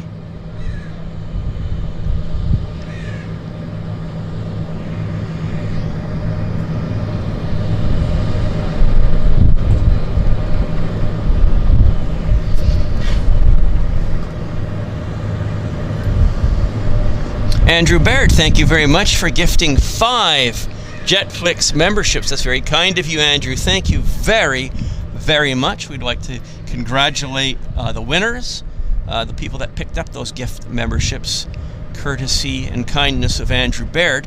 Tracy D, congratulations. And Kippy Bacon, congratulations. Thomas Johnson, congratulations.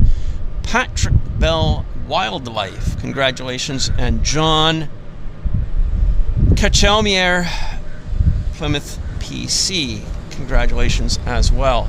Jason Francis says, a fun fact, Seabourn Airlines had multiple liveries, but they went back to the original at the end.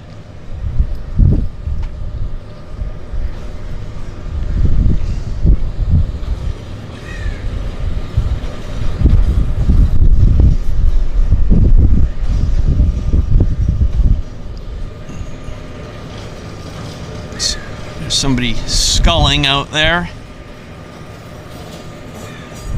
Are they? Yeah, it looks like that's what they're doing. It looks like it. Great place to get some exercise in for the morning. Good arm workout.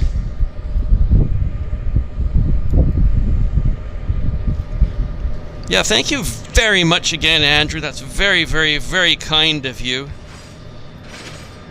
And PB477 is joining us from sunny Stuttgart. Welcome to the show.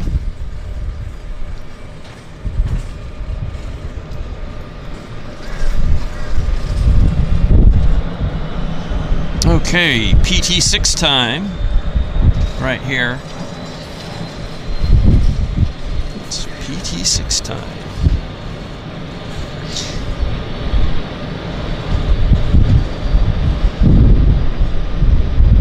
Yeah, rowing in Vancouver, what an amazing thing to do, right? Just have to be careful with the powered boat traffic and aircraft traffic too.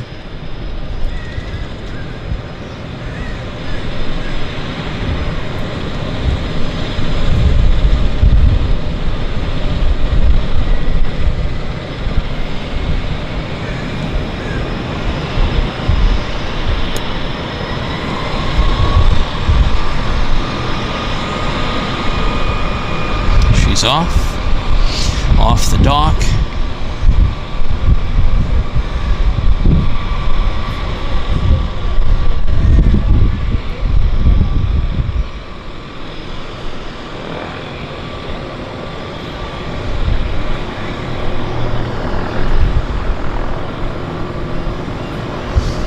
The time goes by very quickly here for me. It's unbelievable. I can't believe it. It's 9:13. Crazy.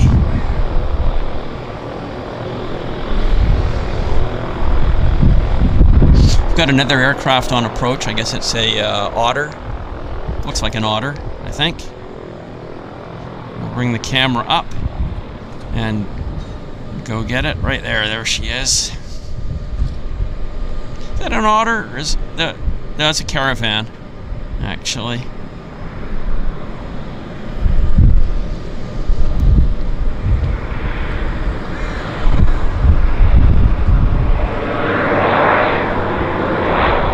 Coming in fast and furious.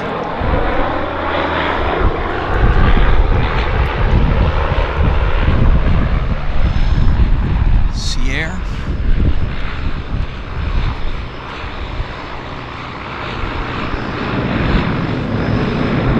Nice stuff. Very nice. That was a beautiful landing.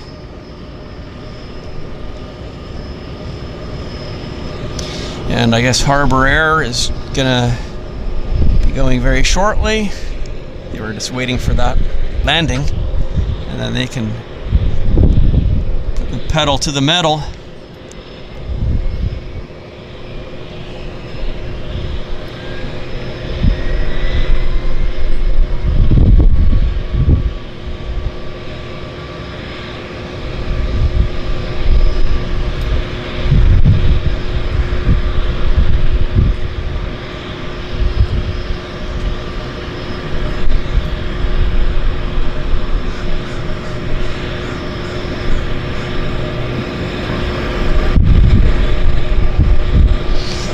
Yeah, I'm not sure if Ian Hall is listening, but one of the questions asked earlier, is the sea salt water more of a maintenance issue than, I guess, saltwater operations? I think the answer is yes, but maybe it isn't. But I'm wondering, yeah, if there is a difference in how the airplanes are maintained for saltwater operations versus for, inland non-saltwater operations. Because of the corrosive nature of saltwater, does that add to your maintenance burden on these aircraft?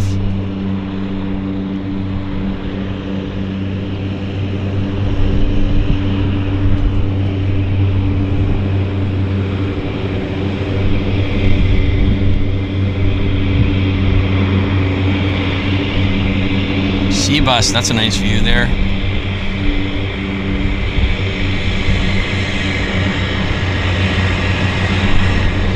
I'm wondering if you're operating in a saltwater environment, you have to take the airplanes out of the water more frequently for to be cleaned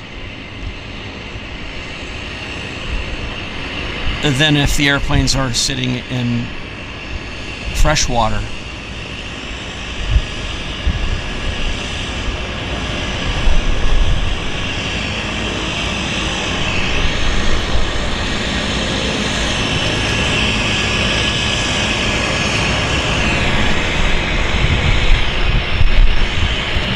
Sierra caravan arriving.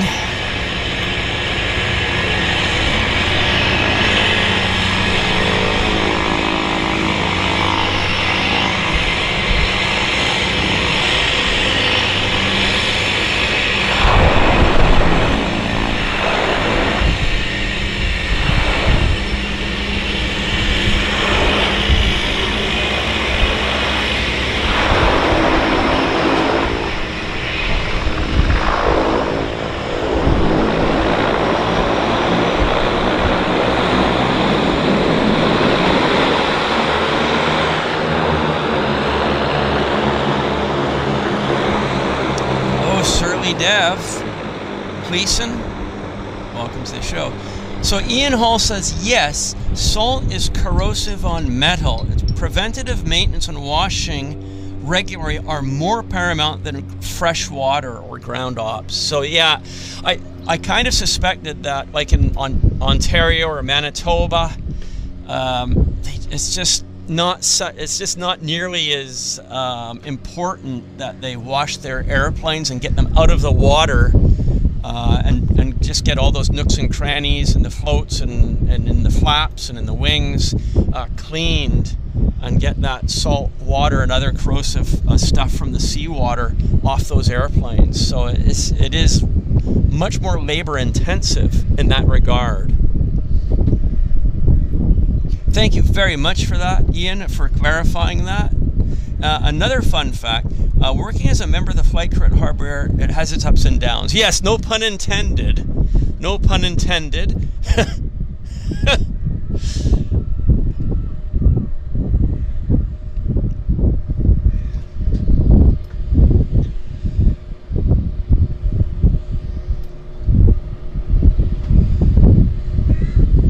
Looks like they're getting the caravan ready to fly over here. I see there's people milling about, so I think they might be loading, or no, this airplane, they might be doing maintenance on this airplane, actually.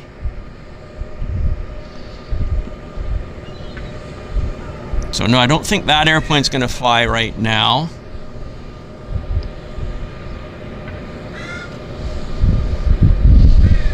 So this airplane will fly soon, I guess. Again, cleaning the windows. Again, very important to have clean windows on a float plane. Obviously, if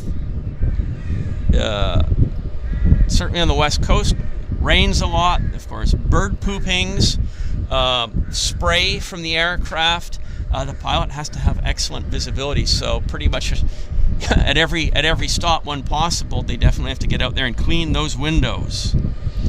Keep those windows perfectly clean as best as possible. Super important.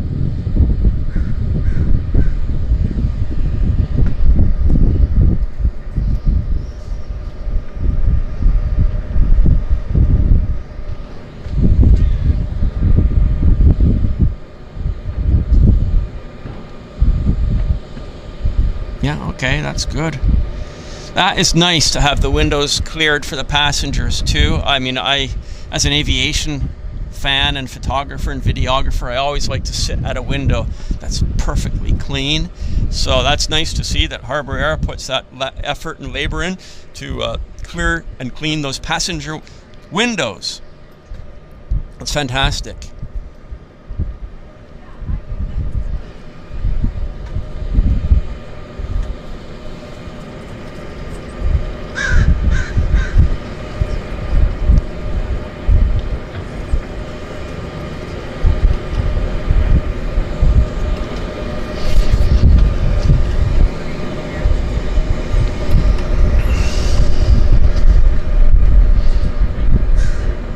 Yeah, it must be trickier to clean the windows on the other side. Good point, Venkman. Good point. If you don't want to go for a swim, yes, that's definitely a good point. But he's around the other side there. You can see they're doing that. They're doing it. You just mentioned it, and you can see the gentleman on the other side getting those windows nice and clean. It's perfect. Beautiful.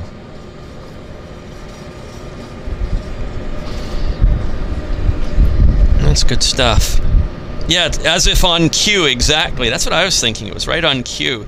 Venkman asked the question, and then boom, the guy went around to the other side. It's almost like he's listening to our chat here. It was quite funny, actually. Right on cue. It's amazing.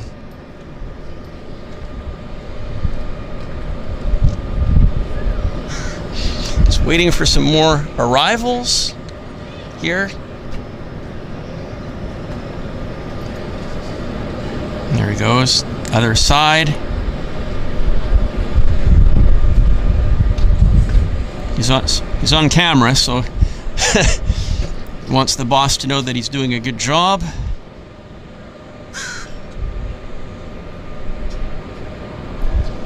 Let's get some more landings in here, guys. A few more landings would be nice. You know what would be amazing is if like a Grumman Goose came in here. Oh, that would be nice. There was a Grumman Goose that was on our show maybe a year or two ago, and the pilot, he was in the chat, actually. I can't remember quite how it worked, but the guy was telling us about where he was going to be flying and coming over this was from the South Terminal, actually, but he did mention, I don't know how he was doing it, but he was communicating with us. Yeah. This airplane, yeah, that's still doing maintenance. There's tourists, as you can see. Never a shortage of tourists here, soaking up the action here at Vancouver Harbour. It's a great popular place. So this is Harbour Air, as you can see. It says Harbour Air right there. That's where people congregate before they fly. Maybe, I think so. Yeah, I guess I haven't flown Harbour Air in a long time, but I think that's their passenger waiting area there. So these are passengers that are heading over to Nanaimo, Victoria, etc.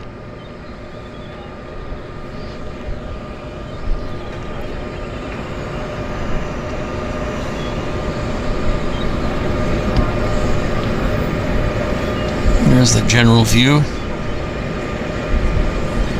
It's a very, very pleasant place to hang out, absolutely. It says, unfortunately, all the tourists have to wear almost winter jackets because it's a bit cool here. It is cool. Yes, we don't yet have roasting hot temps. Here goes another Harbour Air Twin Otter off to Victoria. Fantastic.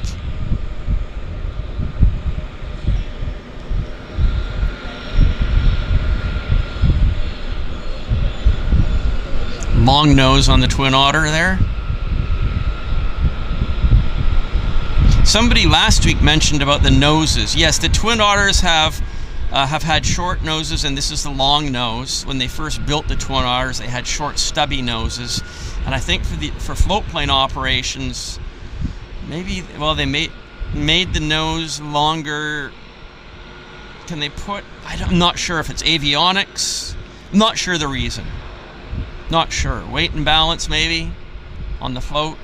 But I have seen short-nosed Twin Otters as well on floats, so not sure what the explanation is on long nose versus short nose on floats, not floats.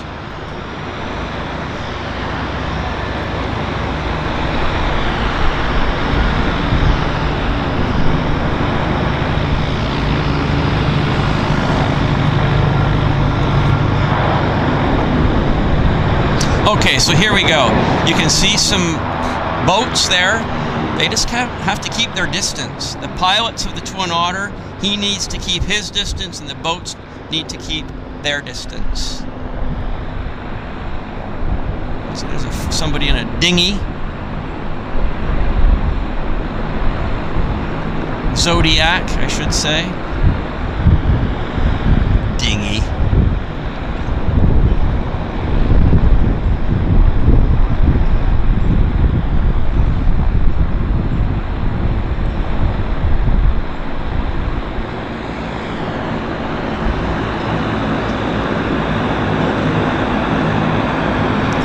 Noise boom. Yeah, we're dressed like fall at Noise Bloom. It's July and people are dressed like fall. It is cool, I know. It's not roasting hot yet, unfortunately. We did have some nice weather, but it's gone.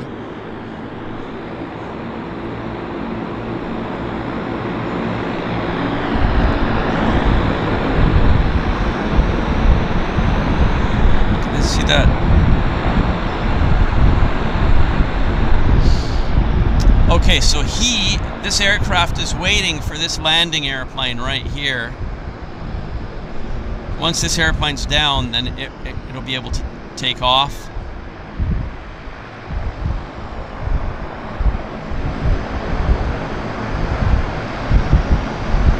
Bird. It's a bird, it's a plane. No Superman. Sadly, no Superman.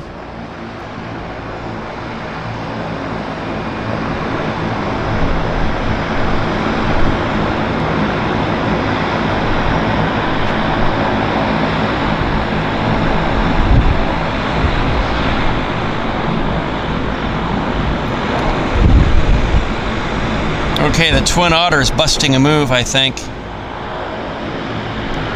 Yeah, I don't think there's... I think so. Hang on. Twin Otter's getting ready to go. There it is. There comes the harmonic. Beautiful. Beautiful.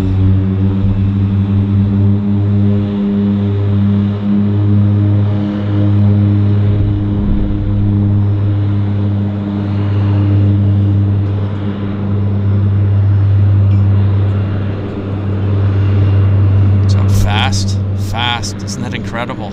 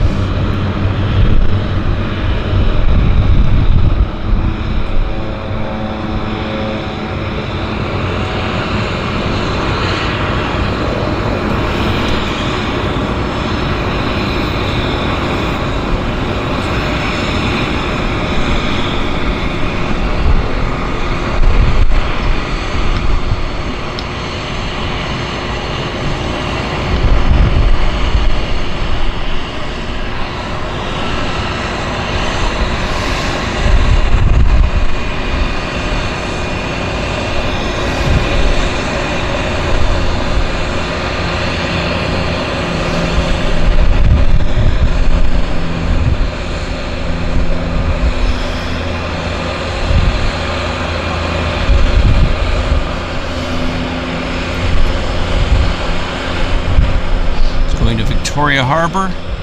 I guess it's about a 20-25 minute flight. Very, very pleasant. Very, very pleasant, actually. Always love flying from Vancouver to Victoria. It's always a treat. Super treat. I love it.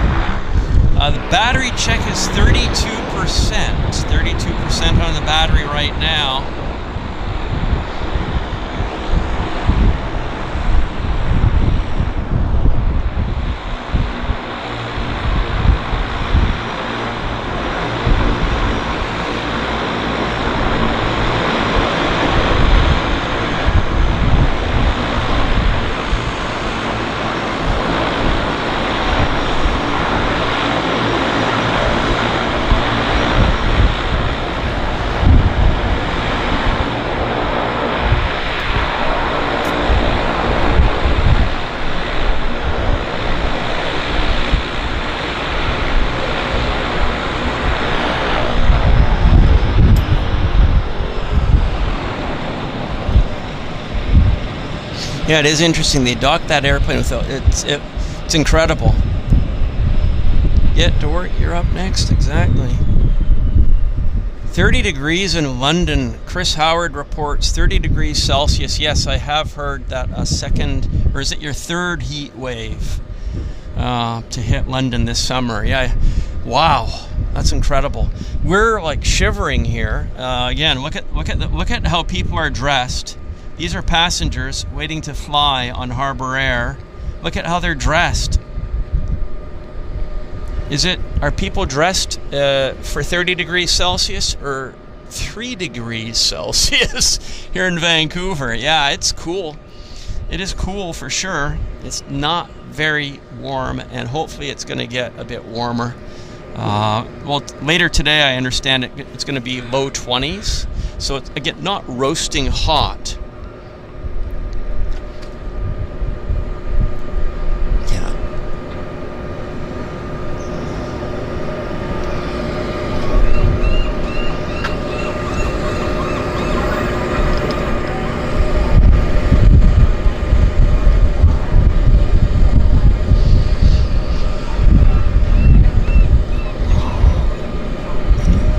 Passengers are going to get off the airplanes and have a nice visit here in Vancouver. At least they don't have to roast.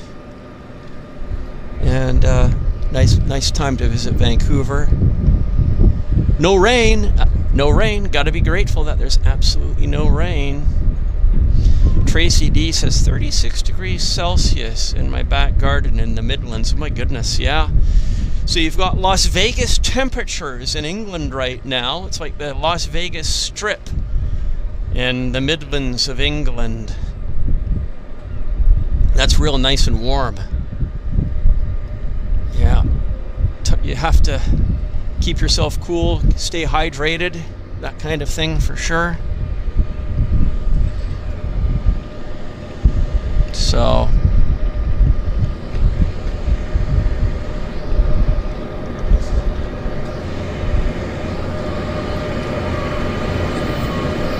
just looking to see if we have any aircraft on approach right now. Kind of looking around. Gonna give a bit of a look-see around. There's the Lionsgate Bridge that connects Vancouver via Stanley Park to North Vancouver. Built in the 1930s. I want to say 1937 it opened.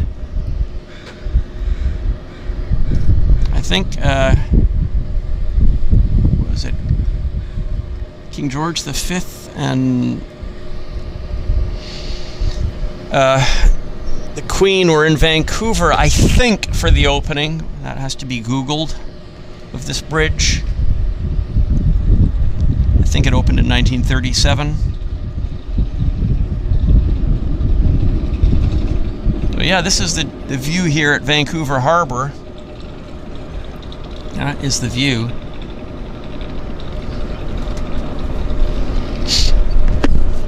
Well, I'd like to thank everybody for attending the show. I've enjoyed it. I hope you've enjoyed it as well. And I want to thank those of you that have made donations. Very much appreciate that. I want to thank our moderators. Thank you so much for being here and helping. It's always hugely appreciated. And I want to thank you, the viewers, for being here and enjoying the show with us. And special thanks to the pilot of the Beaver that came up, OCN, to say hello and inquire as to what this was all about. And Ian Hall, I'd like to thank Ian Hall for providing us with the technical information about the flight operations here at the harbor. So we had some of our questions answered. That was fantastic as well. So yeah, I think we've got one airplane on approach, and we'll film that landing, and I think that we'll call that as a day for our show. We've been here for a couple hours, so that's kind of what we put in the schedule for this morning. So let's get behind the camera, get the approach on this. I'm not sure what it is, but I'm going to stop the camera down here just a second, and we'll film this aircraft that's coming our way.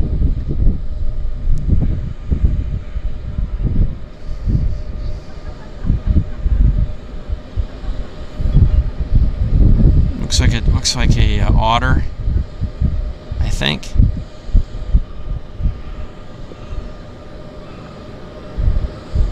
Again, thanks to everybody, really, for being here and having a good, fun live stream from Vancouver Harbour.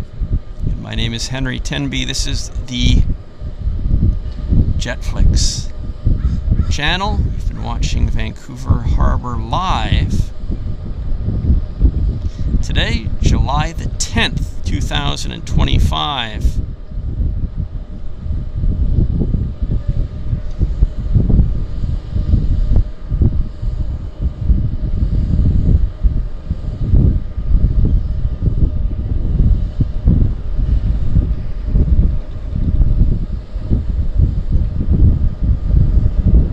Looks like he's coming right at us, doesn't it?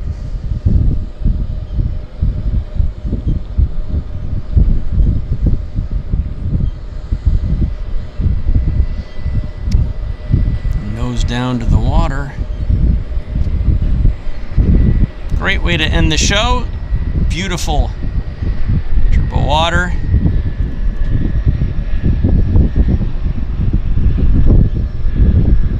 Isn't that nice? Beautiful. Finesse. That was nice stuff. Thanks again. Yeah, it's been a good fun day of plane spotting here at the harbour.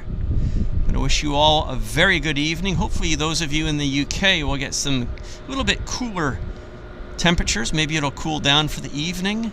And for those of us here in Vancouver, let's hope we get a little bit of some of that heat from London come our way, because it's cool here. Almost shivering, not quite, but almost shivering here at Vancouver. So it's been a good fun time. I've really enjoyed the show, and I hope you guys have really enjoyed the show too. And I'll look forward to seeing everybody, hopefully next week, this same time, and maybe we'll come back to the harbour again. So you never know. Thanks again, everybody. We'll see you next week.